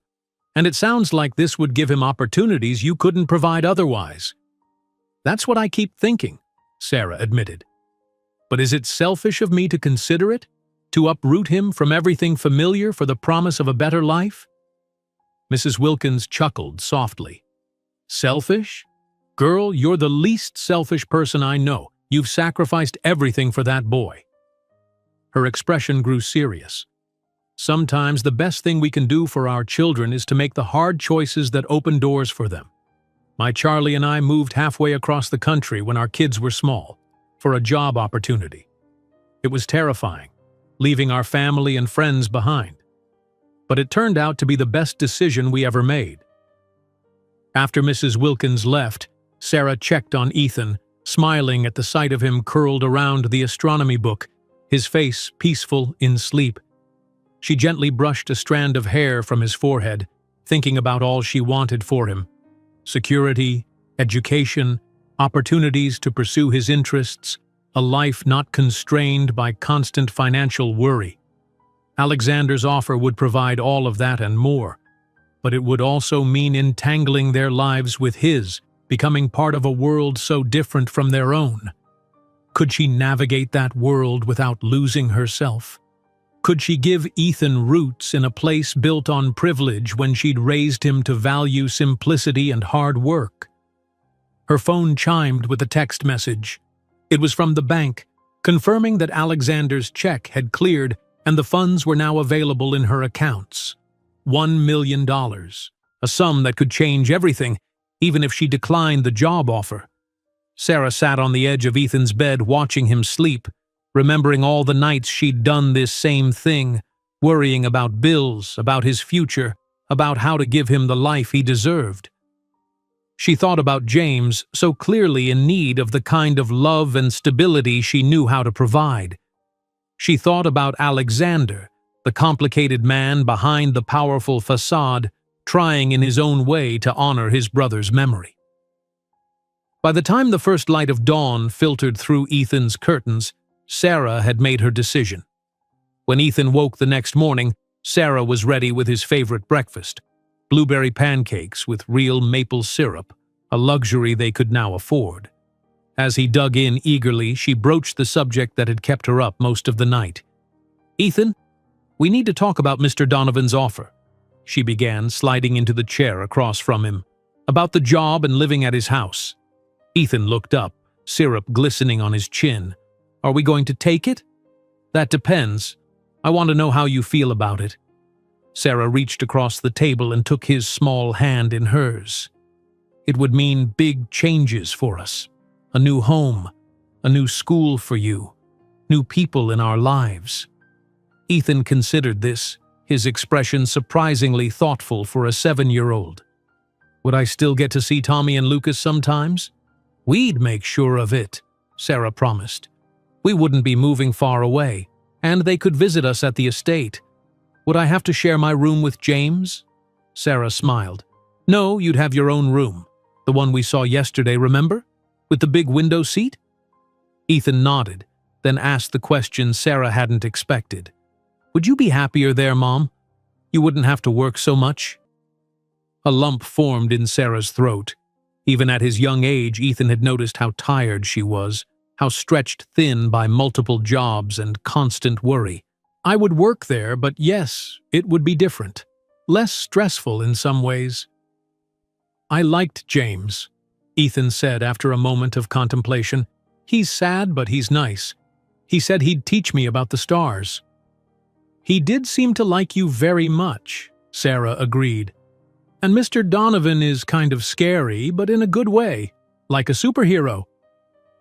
Ethan's assessment made Sarah laugh despite herself. "He helped us get my medicine." "He did," Sarah acknowledged. Ethan took another bite of pancake, chewing thoughtfully. "I think we should go," he said finally. "James needs friends, and you need not to be so tired all the time." Sarah blinked back tears, moved by her son's perception and selflessness. "You're sure? Because we only do this if we both agree." Ethan nodded decisively. "I'm sure. Can I bring my robot collection?" "Of course," Sarah laughed, relief washing over her. "We can bring anything you want." By mid-morning, Sarah had called Alexander's private number. He answered on the second ring, as if he'd been waiting for her call. "Mrs. Miller," he greeted her, his deep voice instantly recognizable. "How are you and Ethan today?" "We're well, thank you," Sarah replied, suddenly nervous. We've made a decision about your offer." There was a brief silence on the line. "And?" "We'd like to accept, if the position is still available." "It is." Alexander's voice warmed slightly. "I'm very pleased to hear this, Sarah. When would you like to start?" They agreed on a timeline, 2 weeks to handle the details of moving out of the apartment, withdrawing Ethan from his current school, and making the transition to the estate. Alexander promised to send the Westfield Academy paperwork immediately and assured her that the rooms would be ready whenever they were. "James will be delighted," he added before ending the call. "As am I." The next 2 weeks passed in a flurry of activity. Sarah gave notice at the diner, receiving tearful hugs from co-workers who'd become friends over the years. She withdrew Ethan from his school, explaining to his confused teacher that he'd received a scholarship to Westfield, a simpler explanation than the full, unbelievable truth. Sorting through their belongings was a bittersweet process. Their small apartment had accumulated the artifacts of their life together. Ethan's baby clothes that Sarah had never been able to part with, crafts he'd made in preschool, the second-hand furniture she'd so carefully selected to make their space a home. "We don't need to take everything," she'd explained to Ethan. "The estate is already furnished. But we'll bring the special things. Your toys, our books, the quilt Grandma made for you." Mrs. Wilkins helped them pack, offering advice and moral support in equal measure. "Change is always hard," she said, carefully wrapping Sarah's few pieces of good china in newspaper. "But sometimes it's necessary for growth." Tommy and Lucas came over for a farewell playdate, their eyes wide as Ethan described the estate with all the wonder of a child who'd glimpsed a fairy tale. Their mother, Diane, pulled Sarah aside as the boys played. "Is this for real?" she asked, her expression a mixture of concern and awe. "You're really going to live in some millionaire's mansion and run his household?" "Billionaire, actually," Sarah corrected with a self-conscious laugh. "And yes, it's real. I still can't quite believe it myself." Diane shook her head in amazement. "Well, if anyone deserves a break like this, it's you. Just be careful, okay? Men like that are used to getting what they want." Sarah understood the warning behind her friend's words. "It's strictly professional," she assured Diane. "He needs help with his nephew, and I need financial stability for Ethan. It's a mutually beneficial arrangement." But as the moving day approached, Sarah found herself wondering if it really was that simple. The few times she'd spoken with Alexander by phone to arrange details, she'd been struck by the complexity of the man, the formality that occasionally gave way to unexpected warmth, the careful control that sometimes slipped to reveal something more vulnerable beneath. On their final evening in the apartment, after Ethan had fallen asleep surrounded by packed boxes, Sarah stood at the window, looking out at the city lights. Everything was changing. The $1 million from her wedding ring sat in a high-yield savings account, a security blanket she'd barely had to touch thanks to the advance Alexander had provided to cover moving expenses. Tomorrow, she and Ethan would leave this modest apartment for a mansion beyond anything they'd ever imagined. Was she making the right choice? Only time would tell. The next morning, a moving truck arrived to collect their belongings, followed by the now familiar limousine with Thomas at the wheel. Mrs. Wilkins dabbed at her eyes as she hugged them goodbye. "You call me if you need anything," she insisted, pressing a small package into Sarah's hands. "A little housewarming gift for your new place." "We'll visit often," Sarah promised, fighting back her own tears. "And you're welcome at the estate any time." The drive to Donovan Estate was quieter than their previous journey. Ethan sat beside her, his favorite teddy bear clutched in one arm, his eyes taking in the passing scenery with a mix of excitement and apprehension. Sarah felt a similar jumble of emotions, anticipation, uncertainty, and a strange sense of destiny, as if this path had been waiting for them all along. As the limousine turned onto the private drive, Sarah glimpsed movement at the top of the grand entrance steps. James was waiting, shifting from foot to foot with poorly concealed eagerness. Beside him stood Alexander, as imposing as ever in a charcoal suit, his expression unreadable until the car drew closer. Then, for just a moment, Sarah saw a smile transform his features, a genuine smile that reached his eyes and softened the hard angles of his face. "Welcome home," Alexander said simply as Thomas opened the car door. Home. Such a small word for such a momentous change. The first days at the estate were a whirlwind of adjustment. Mrs. Reynolds proved an invaluable guide, patiently explaining the routines of the household, introducing Sarah to the staff, the chef, the groundskeeper, the weekly cleaning service, and helping Ethan settle into his new room. James, initially shy again after his initial enthusiasm, gradually warmed up as Ethan's natural exuberance broke through his reserve. By the end of the first week, the sound of their laughter echoing through the previously quiet halls had become a regular occurrence. "You've already made a difference," Alexander observed one evening, finding Sarah in the library where she'd been reviewing Ethan's enrollment paperwork for Westfield. "I haven't heard James laugh like that since before the accident." Sarah looked up from the forms, struck anew by how Alexander could appear so suddenly, moving with a quiet grace that belied his powerful frame. "He's a great kid," she said. "He just needs to feel secure again." Alexander nodded, moving to stand by the floor-to-ceiling bookshelves. "Security is a fragile thing, easy to lose, difficult to rebuild." There was something personal in his tone that made Sarah wonder if he was speaking from experience. "The boys seem to be bonding well?" she said, changing the subject slightly. "Ethan's thrilled about the stargazing plans for tonight." "Yes, James has been preparing all day. He's cleaned his telescope lenses 3 times. Alexander turned to face her, his expression more open than usual. "Thank you, Sarah, for taking this chance, for bringing Ethan into James's life. And into yours?" The question slipped out before she could stop it. Alexander's gaze held hers for a long moment. "Yes," he said finally, "into mine as well." There was a weight to his words that Sarah wasn't ready to examine too closely. Instead, she returned to the enrollment forms, aware of Alexander watching her for a few moments longer before he quietly left the library.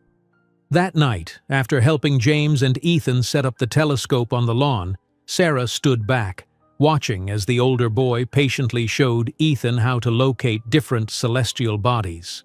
The summer night was warm, crickets chirping in the carefully tended gardens, the scent of roses drifting on the light breeze. "They look happy," Alexander's voice came from behind her, and Sarah turned to find him standing a few feet away, his tie loosened, jacket gone, looking more relaxed than she'd seen him before. "They do," she agreed, turning back to watch the boys. James was pointing out something in the night sky, Ethan's face upturned in wonder. "And you?" Alexander moved to stand beside her. "Are you happy here, Sarah?" It was too soon to answer definitively, but Sarah considered the past week, the relief of not worrying about bills, the joy of seeing Ethan flourish in this new environment, the satisfaction of bringing some warmth to James's life. "I think I could be," she said honestly. "It's all still very new." Alexander nodded, accepting her cautious response. Change takes time, adjustment, trust. He looked toward the boys, his profile sharp against the starlit sky. "All I ask is that you give it a chance, that we all do." Something in his words, the inclusion of himself in the adjustment process, touched Sarah unexpectedly. This powerful man, used to controlling every aspect of his environment, was acknowledging his own need to adapt to the new dynamic they were creating. "I will," she promised. And she meant it. As the weeks passed, a routine began to establish itself. Weekday mornings were a carefully orchestrated dance of getting both boys ready for school, with Sarah gradually taking over more of the household management duties from Mrs. Reynolds. The older woman seemed relieved rather than resentful, confiding to Sarah that she'd been hoping to reduce her responsibilities for some time. "These old bones aren't what they used to be," she admitted one morning as she showed Sarah how to coordinate with the various service providers who maintained the estate. "It's good to have someone younger taking charge." Alexander traveled frequently for business, but when he was home, Sarah noticed how he made a point of joining them for dinner, asking the boys about their days, listening with genuine interest to their stories. His relationship with James was improving gradually, the awkwardness giving way to moments of real connection. A month into their new life at Donovan Estate, Sarah stood in Ethan's room, helping him select an outfit for his first day at Westfield Academy. The school uniform, crisp navy pants, white shirt, and blazer with the school crest, hung ready on his closet door. "Are you excited?" she asked, smoothing a cowlick in his hair that refused to stay down. "Kinda," Ethan admitted, fidgeting with his new backpack. "James says the teachers are nice and they have a really cool science lab with real microscopes."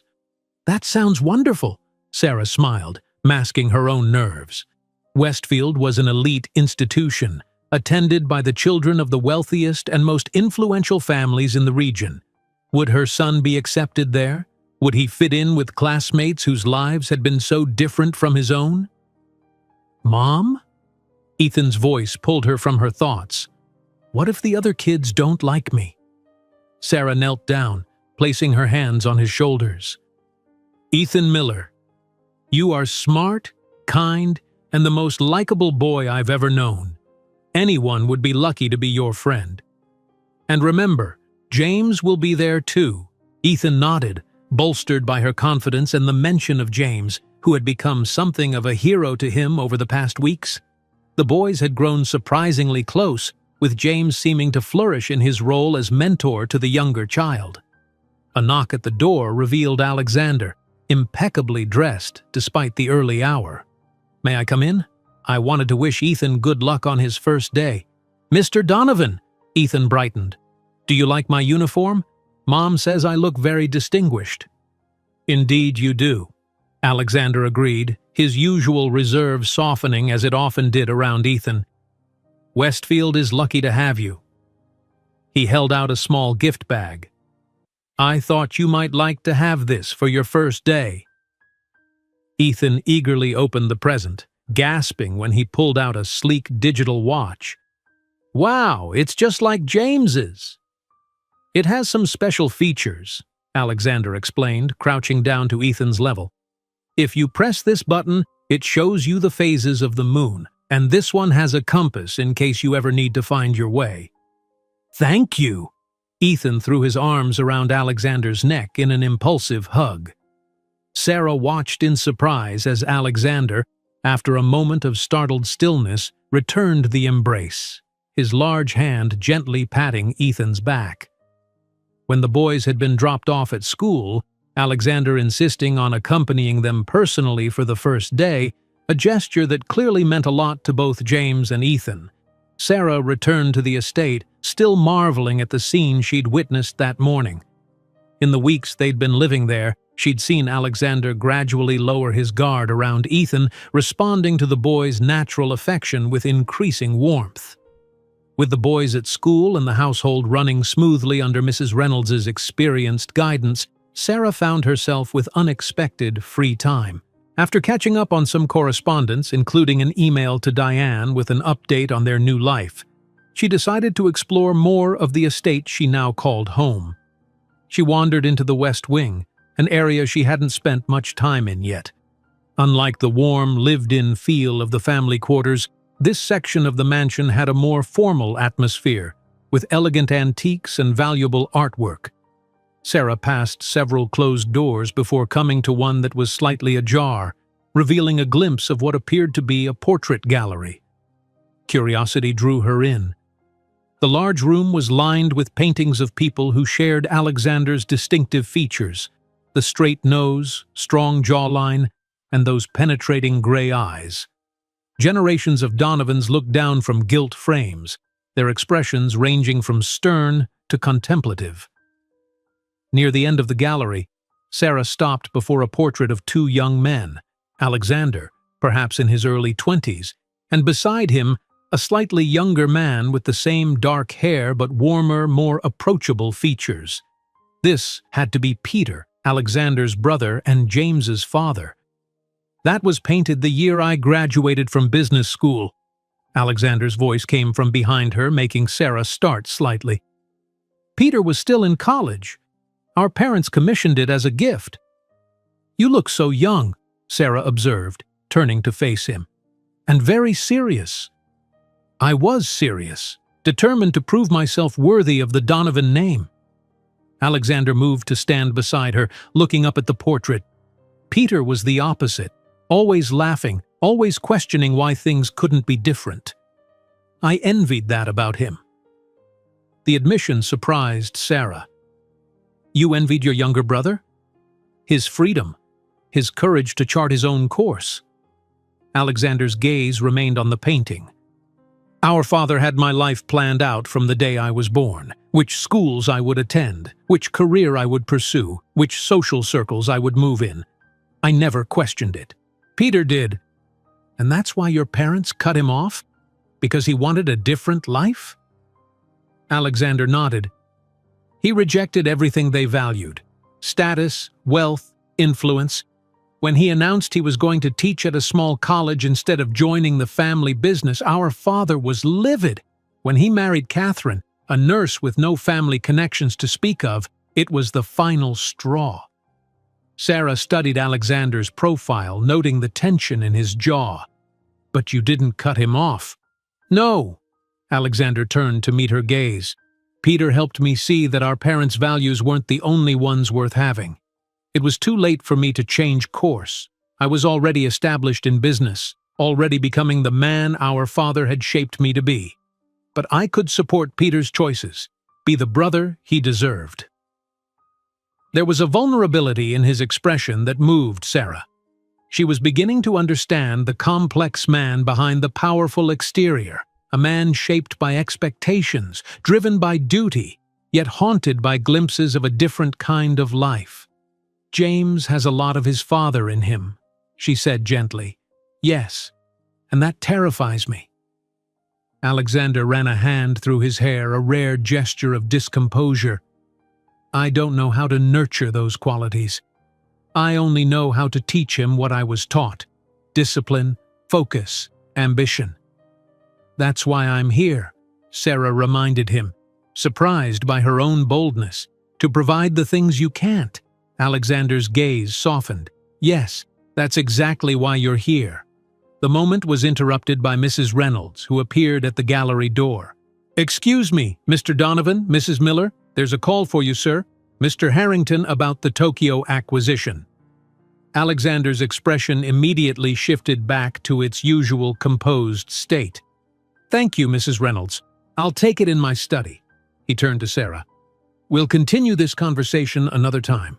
As he strode away, Sarah remained in the gallery, contemplating the portrait of the two brothers and the glimpse she'd just received into Alexander's private thoughts.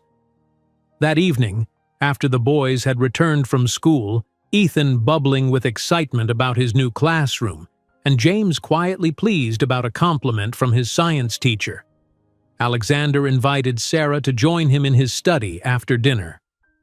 "There's something I need to discuss with you," he explained as she took a seat across from his desk. "I'm hosting a dinner party here on Saturday. Several business associates and their spouses. It's been planned for months before your arrival." "I'll make sure everything is prepared," Sarah assured him, already mentally listing the arrangements she would need to coordinate with Mrs. Reynolds and the chef. "That's not why I'm mentioning it." Alexander looked slightly uncomfortable. "These are people I've known for years, many from my father's generation. They're traditional in their outlook. They'll be curious about you and your role here." Sarah understood his concern. "You're worried about how they'll perceive me. A single mother with no qualifications suddenly managing your household and helping raise your nephew." "Their opinion doesn't matter to me," Alexander said firmly, "but I don't want you to feel uncomfortable. They can be judgmental. I appreciate the warning, Sarah replied, touched by his consideration. But I'm not easily intimidated, Mr. Donovan. She emphasized his formal title with a small smile. I'll make sure they understand my role here is entirely professional. Alexander studied her for a moment, then nodded. I've never doubted your strength, Sarah. It's one of your most admirable qualities. Despite her confident words to Alexander, Sarah spent the days leading up to the dinner party in a state of carefully concealed anxiety. Mrs. Reynolds was enormously helpful, briefing her on each expected guest and their connections to the Donovan family. Mr. Harrington was a close friend of the late Mr. Donovan, the housekeeper explained as they reviewed the guest list. Very old money, very set in his ways. His wife, Eleanor, serves on several charity boards with Mr. Donovan's mother. Alexander's mother will be here? Sarah asked, surprised. In all their conversations, Alexander had rarely mentioned his mother, and never in terms of current contact. Yes, Mrs. Donovan returns from Europe for these quarterly gatherings. It's tradition. Mrs. Reynolds hesitated. She can be formidable. That seemed an understatement based on what Alexander had shared about his upbringing, but Sarah simply nodded and continued with the preparations. On Saturday evening, Sarah helped Ethan with his bow tie and James with his cufflinks before sending them downstairs to greet the arriving guests. She had arranged for them to make a brief appearance before dinner, then eat separately in the family dining room and retire to the game room with a movie. For herself, Sarah had chosen a simple but elegant black dress, purchased with Alexander's encouragement when he'd handed her a credit card for any personal needs. It was the most expensive clothing she'd ever owned, but standing before the mirror in her room, she had to admit it was worth every penny. The classic design flattered her figure without being flashy, projecting exactly the image of capable professionalism she wanted to convey. When she descended the grand staircase, the entrance hall was already filled with elegantly dressed guests sipping champagne. Alexander, resplendent in a tailored tuxedo, stood at the center of a small group. He looked up as she approached, a flash of something like appreciation in his eyes before he composed his features. "Sarah," he greeted her, extending his hand to draw her into the circle. "Allow me to introduce you. This is William Harrington and his wife, Eleanor, Charles and Margaret Blake, and my mother, Victoria Donovan." 5 pairs of eyes assessed her with varying degrees of curiosity, and in Victoria Donovan's case, undisguised suspicion. Alexander's mother was a slender, elegant woman in her 60s, with silver-streaked dark hair swept into a chignon and the same penetrating gray eyes as her son. She extended a hand adorned with a diamond ring the size of a small pebble. "So you're the new household manager?" she said, her voice cultured but cool. "Alexander has told us so little about you." Sarah shook her hand firmly, meeting that intimidating gaze directly. "It's a pleasure to meet you, Mrs. Donovan. Your son has been a wonderful employer." "Indeed?" Victoria arched a perfectly shaped eyebrow. "And how exactly did you come to be employed here? Alexander mentioned something about your son and James becoming friends?" Before Sarah could respond to Victoria's pointed question, Alexander smoothly intervened. "Mother, this isn't the time for an interrogation. Sarah has been invaluable since joining our household. James has shown remarkable improvement, both emotionally and academically." Victoria's expression remained skeptical. "Well, I suppose results speak for themselves. Though I still don't understand why you didn't select someone from the agencies I recommended." "Sometimes the best candidates come from unexpected places," Alexander replied, his tone polite but firm. "Sarah, why don't you check on the boys before dinner? I believe James was going to show Ethan his new computer game." Recognizing the graceful exit he was offering, Sarah nodded and excused herself. As she moved away, she heard Eleanor Harrington's not-quite-whispered comment. "She's certainly attractive. Are you sure there isn't more to this arrangement, Alexander?" Sarah didn't hear his response, but the implication was clear. The guests viewed her with suspicion, perhaps assuming she had manipulated her way into Alexander's household, or worse, that she was more than just an employee. She found the boys in the family room, James showing Ethan a complex strategy game on his laptop. Both looked up when she entered. "Mom, James is teaching me how to build a whole civilization." Ethan's enthusiasm was untouched by any awareness of the social tensions swirling elsewhere in the house. "That's wonderful, sweetheart," Sarah smiled, grateful for her son's capacity for joy. "Are you both doing okay? Dinner for the grown-ups will be starting soon." James nodded, his expression solemn. "We're fine. Mrs. Reynolds brought us sandwiches and cookies." He hesitated, then added, "Is grandmother being difficult?" The question caught Sarah off guard. "Why do you ask that?" "She always is." James shrugged with forced nonchalance. "She thinks Uncle Alex is too soft with me, that I should be in boarding school like he was, learning to be a proper Donovan." Sarah's heart ached at the boy's matter-of-fact assessment. "Your uncle wants what's best for you, James, and right now that's being here, at home." "Because of you and Ethan," James said, not as a question but a statement of fact. "Things are better since you came." The simple declaration warmed Sarah. Whatever Victoria Donovan or the other guests might think of her, James's opinion was what truly mattered. "I'm glad you feel that way," she said softly. "Now, you two enjoy your game. I'll come check on you after dinner." Returning to the gathering, Sarah found that the guests had moved to the formal dining room. She entered quietly, taking the empty seat Alexander had saved for her near his end of the table. The conversation flowed around her. Talk of stock portfolios, vacation homes in exotic locations, the latest political intrigues, while footmen served course after exquisite course. Sarah participated when addressed directly but mostly observed, taking in the dynamics of Alexander's social circle. These were people who had known him for years, who had been friends with his parents, who moved in the rarefied world he inhabited.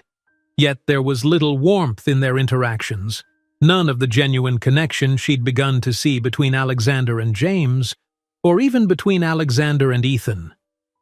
"Sarah," Victoria's voice cut through her thoughts. "Alexander tells me your son has started at Westfield. That's an exceptional opportunity for a child from your background." The slight pause spoke volumes. Sarah took a sip of water, composing her response. "Yes, Ethan is thrilled with the school. He's particularly excited about their science program." "Science?" William Harrington chimed in. "Good field, practical, though if he's serious about his future, he should focus on business or law. That's where the real opportunities are." "Ethan is 7, Sarah replied evenly. "Right now, I'm more concerned with fostering his natural curiosity than mapping out his career path." "An admirable sentiment," Charles Blake said with a smile that didn't reach his eyes. "Though in families like ours, it's never too early to begin shaping the next generation." "Sarah isn't interested in our family traditions, Charles," Alexander interjected. "She has her own values when it comes to raising children, values I've come to respect greatly." The subtle emphasis on respect silenced further commentary on the topic. Sarah glanced at Alexander, surprised by his defense. He met her gaze briefly, something like apology in his eyes before he smoothly redirected the conversation to a recent art acquisition. As the dinner progressed, Sarah noted how effortlessly Alexander navigated these social waters, maintaining his status while deflecting the more intrusive questions and comments. Yet she also observed the subtle tension in his shoulders, the way his smile never quite reached his eyes. Signs that this performance was exactly that. A performance, not a genuine expression of himself.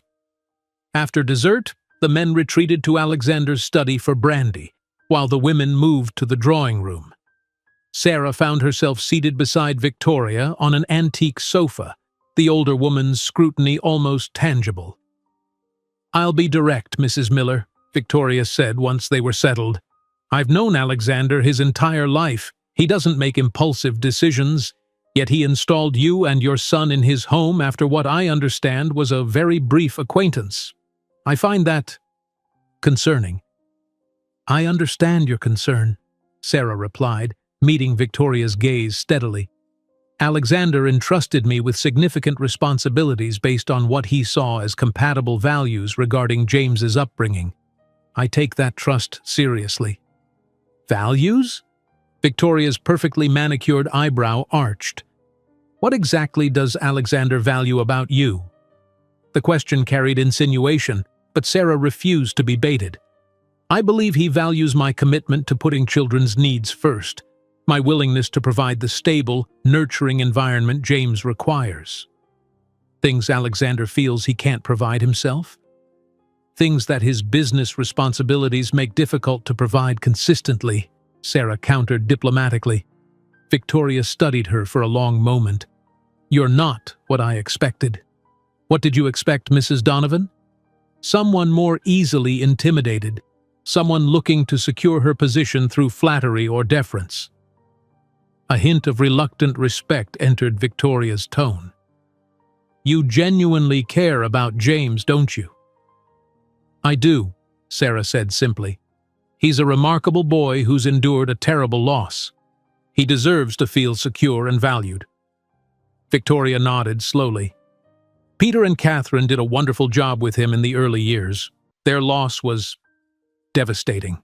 For the first time, genuine emotion flickered across her aristocratic features. "Alexander tries, but he doesn't know how to connect with James. He never learned." She trailed off, but Sarah understood what remained unsaid. Alexander had never learned how to show affection, how to forge emotional bonds, because Victoria and her husband had never taught him. Before the conversation could continue, the men rejoined them, and soon the evening was drawing to a close, with guests offering polite goodbyes and air kisses. Alexander's mother was the last to leave, pausing at the door to speak privately with her son. Sarah couldn't hear their exchange, but the tension in Alexander's posture was evident even from across the entrance hall. After the final guest departed, Alexander loosened his bow tie with a sigh of what seemed like relief. "Thank you for your help tonight, Sarah. You handled a challenging situation with grace." "Your mother is formidable," Sarah acknowledged. "That's a diplomatic way of putting it." Alexander's mouth quirked in a sardonic half-smile. "She's convinced you have ulterior motives. I assured her our arrangement is strictly professional." "And does she believe you?" "Probably not. My mother views everything through the lens of advantage and strategy. She can't comprehend making a decision based on what's best for a child rather than what's best for the family name or fortune."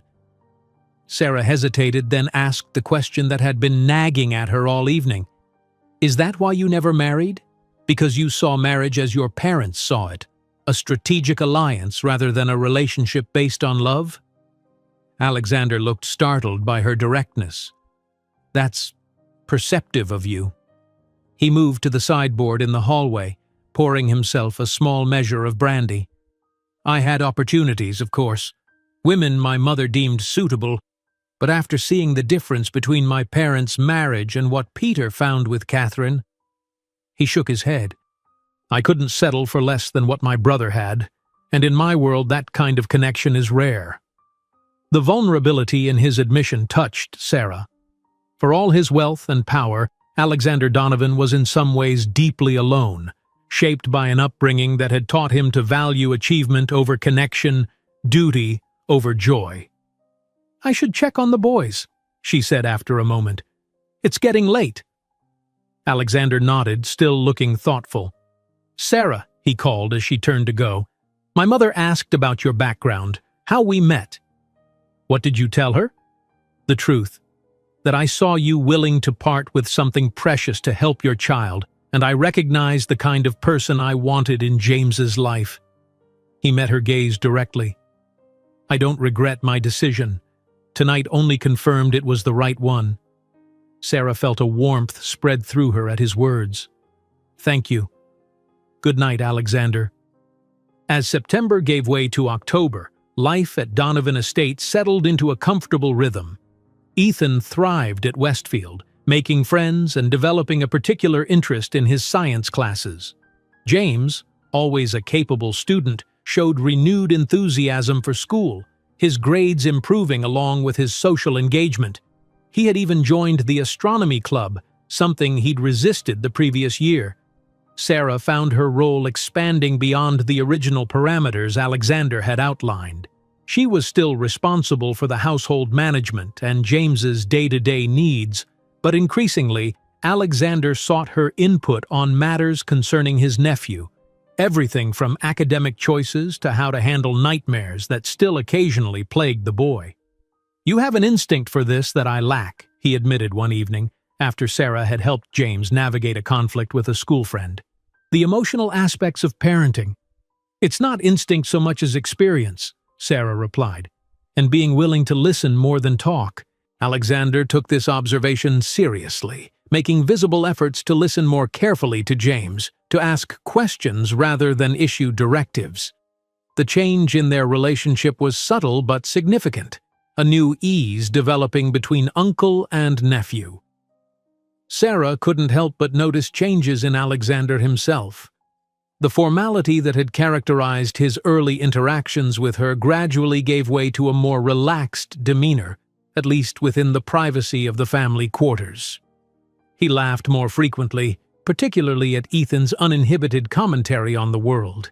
He began joining them for casual activities, movie nights in the home theater, weekend picnics by the lake when weather permitted, even an impromptu soccer game on the lawn that had left him with grass stains on his usually immaculate trousers and a rare, carefree smile.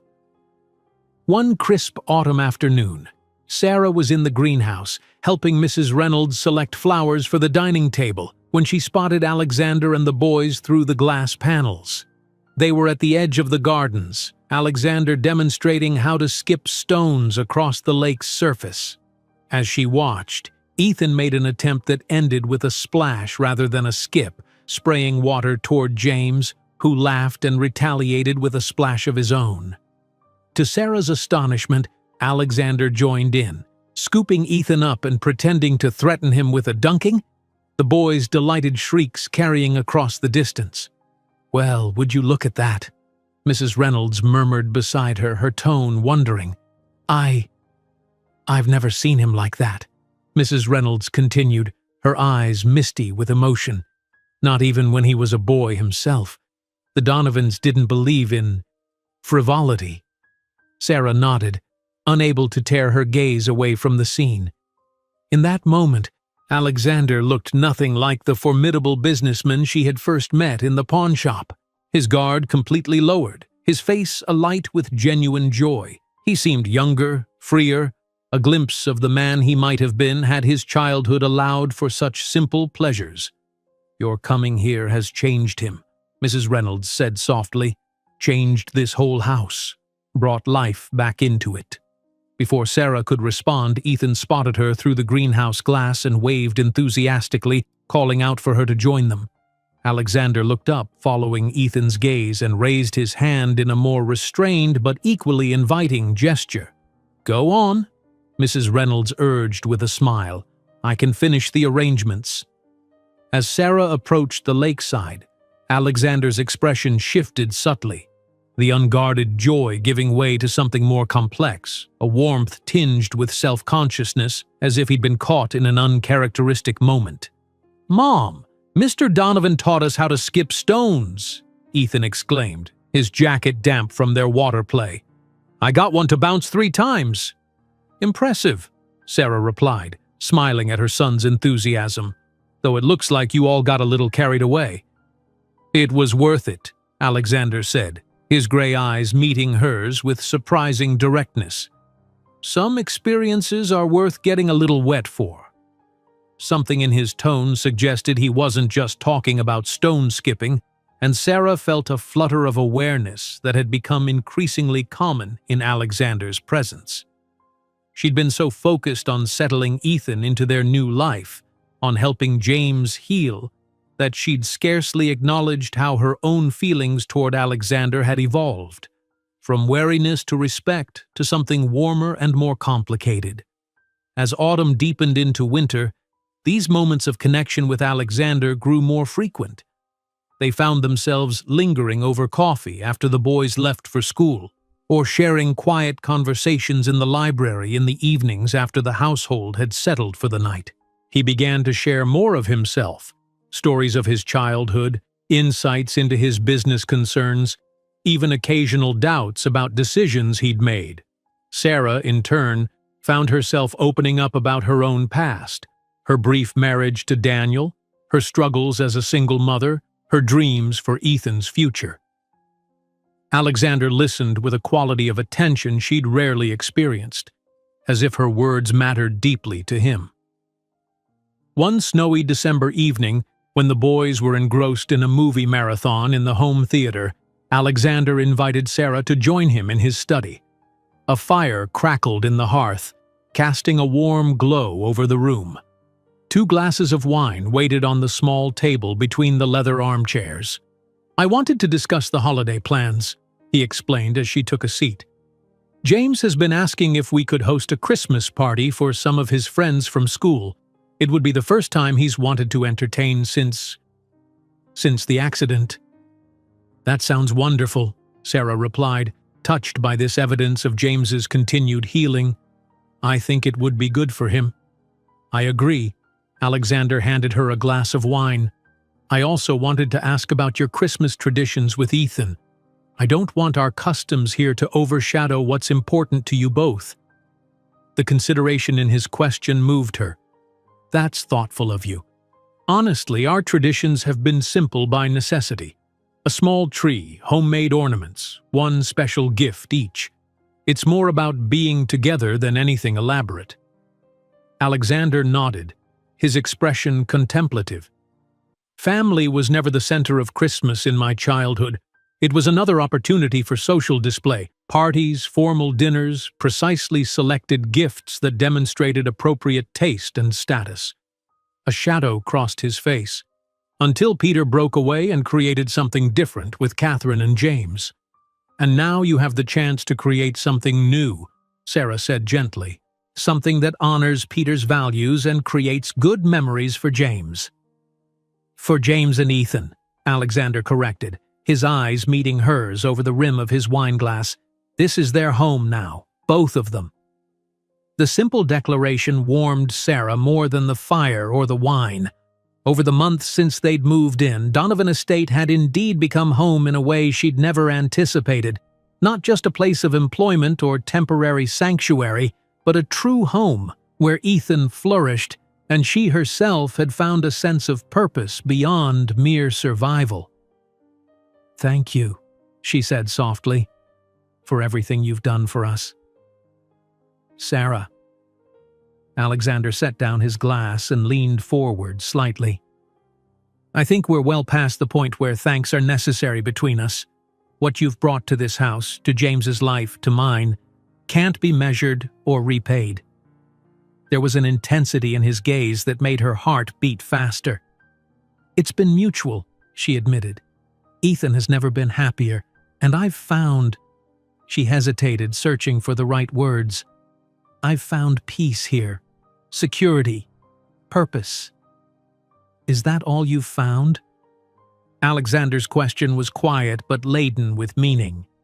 Before Sarah could respond, a commotion from the hallway broke the moment, the sound of running footsteps and Ethan's voice calling for her.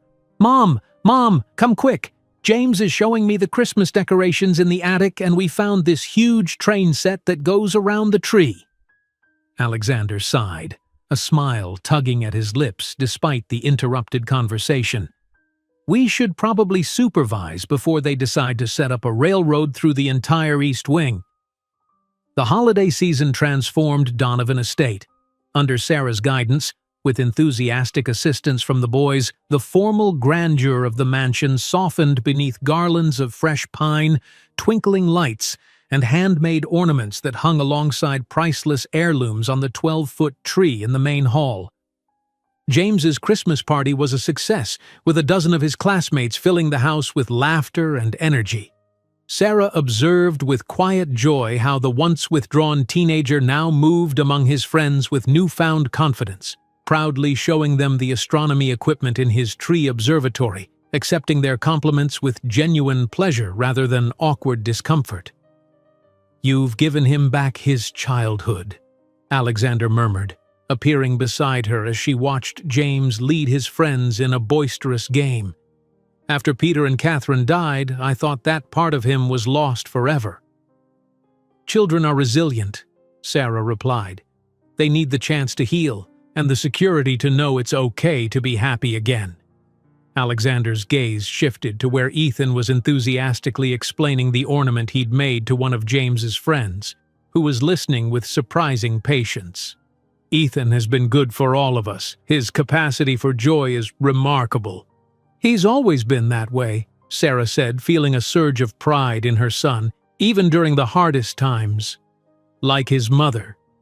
Alexander's hand brushed against hers, a fleeting touch that nonetheless sent warmth cascading through her. Resilient, determined, capable of finding joy even in difficult circumstances. On Christmas Eve, after a festive dinner and the traditional reading of A Christmas Carol, which Alexander performed with unexpected dramatic flair, delighting the boys, Sarah tucked Ethan into bed, his eyes already heavy with sleep. "This is the best Christmas ever," he murmured drowsily. "I love it here, Mom." "I'm glad, sweetheart." She brushed his hair back from his forehead, marveling at how much he'd grown in just a few months. "Mr. Donovan loves us, doesn't he?" The innocent question caught Sarah off guard. "He looks at you the way princes look at princesses in my storybooks." Sarah felt her cheeks warm. "It's more complicated than storybooks, Ethan." "Why? Don't you love him too?" With the directness of childhood, Ethan cut straight to the heart of the matter. Did she love Alexander Donovan? The question had been hovering at the edges of her consciousness for weeks, unacknowledged but increasingly insistent. The answer, she realized with a mixture of clarity and trepidation, was yes. Somewhere between gratitude and respect, between professional appreciation and personal admiration, love had taken root and flourished. "It's time to sleep," she said, kissing Ethan's forehead and deftly avoiding the question. "Santa won't come if you're still awake."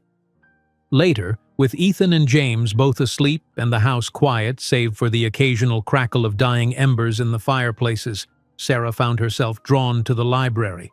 The room had become her sanctuary, a place to read, to think, to find moments of stillness amid the busy household. She was surprised to find Alexander already there, standing by the window, watching the snow that had begun to fall outside. He turned at her entrance, and she was struck anew by the transformation in him since their first meeting. The hard edges had softened, the perpetual tension eased. He looked more at peace, more authentically himself. "I thought you might come here tonight," he said, gesturing to the chair beside his. On the small table between them sat the familiar velvet box that contained her wedding ring. "I have something for you, an early Christmas gift if you'll accept it." Sarah approached cautiously, her heart beating a rapid rhythm against her ribs. "Alexander, please, sit." He waited until she had settled into the chair before continuing. "When we met, you were willing to sell this ring, your past, for the sake of your son's future. It was a moment of perfect clarity for me. I knew then what kind of person you were." He opened the box, revealing the simple gold band with its small diamond. "I've kept this for you all these months. Not because I wanted to hold on to a piece of your past, but because I hoped someday you might be ready for a new beginning." Alexander removed the ring from the box and held it out to her. "I'm not offering to return your old ring, Sarah. I'm asking if you would consider accepting it as something new, a promise between us, for a future together. Not as employer and employee, but as partners, as family." Sarah looked from the ring to Alexander's face, reading the vulnerability beneath the confident exterior. "Are you asking what I think you're asking?" "I'm asking if you could see yourself loving me," he said quietly, If you could imagine us building a life together, not just for the boys, but for ourselves. I've spent my life focused on duty and achievement, never allowing myself to reach for true happiness, until you showed me what that could look like. It wouldn't be a conventional beginning, Sarah said, aware that she hadn't yet reached for the ring. People would talk. They'd say I planned this all along. Let them talk. Alexander's voice was firm. We know the truth. And the truth is, I've fallen in love with you, Sarah Miller. With your strength, your kindness, your unwavering devotion to your son, I've watched you heal my nephew's heart, bring joy back into this house, and in the process, you've healed something in me too. Sarah felt tears gathering in her eyes. And your work? Your travels? The empire you've built? Still important, but no longer all-consuming. I've begun delegating more, restructuring to reduce my travel, because I've found something more valuable than success. Alexander took her hand gently. I found a chance at the kind of life my brother had, a life rich with love and meaning. Sarah looked down at the ring that had once symbolized her marriage to Daniel, a union that had ultimately brought her Ethan but little else of lasting value. In Alexander's hand, it was transformed. Not just a piece of jewelry, but a symbol of unexpected chances, of life's capacity to surprise and renew. Yes, she said simply, her voice steady despite the tears that now spilled onto her cheeks. Yes, I can imagine loving you, because I already do. Alexander slipped the ring onto her finger, not the left hand where her wedding band had once resided, but her right, signifying something new rather than a return to the past. Then he leaned forward and kissed her, a gentle meeting of lips that held the promise of deeper passion, of a lifetime of moments to come. As the snow fell softly outside, blanketing the estate in pristine white, Sarah thought of the twisting path that had led her here, from a desperate mother in a pawn shop to a woman who had found not just security for her child, but love for herself.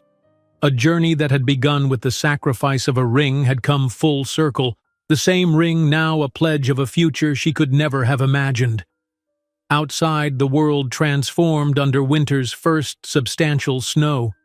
Inside, in the warm glow of the library, another transformation was complete, the creation of a family, bound not by blood or obligation, but by choice, by love, by the recognition that sometimes the most precious things in life come to us in the most unexpected ways. If you enjoyed this story, don't miss the next one. Just click on the screen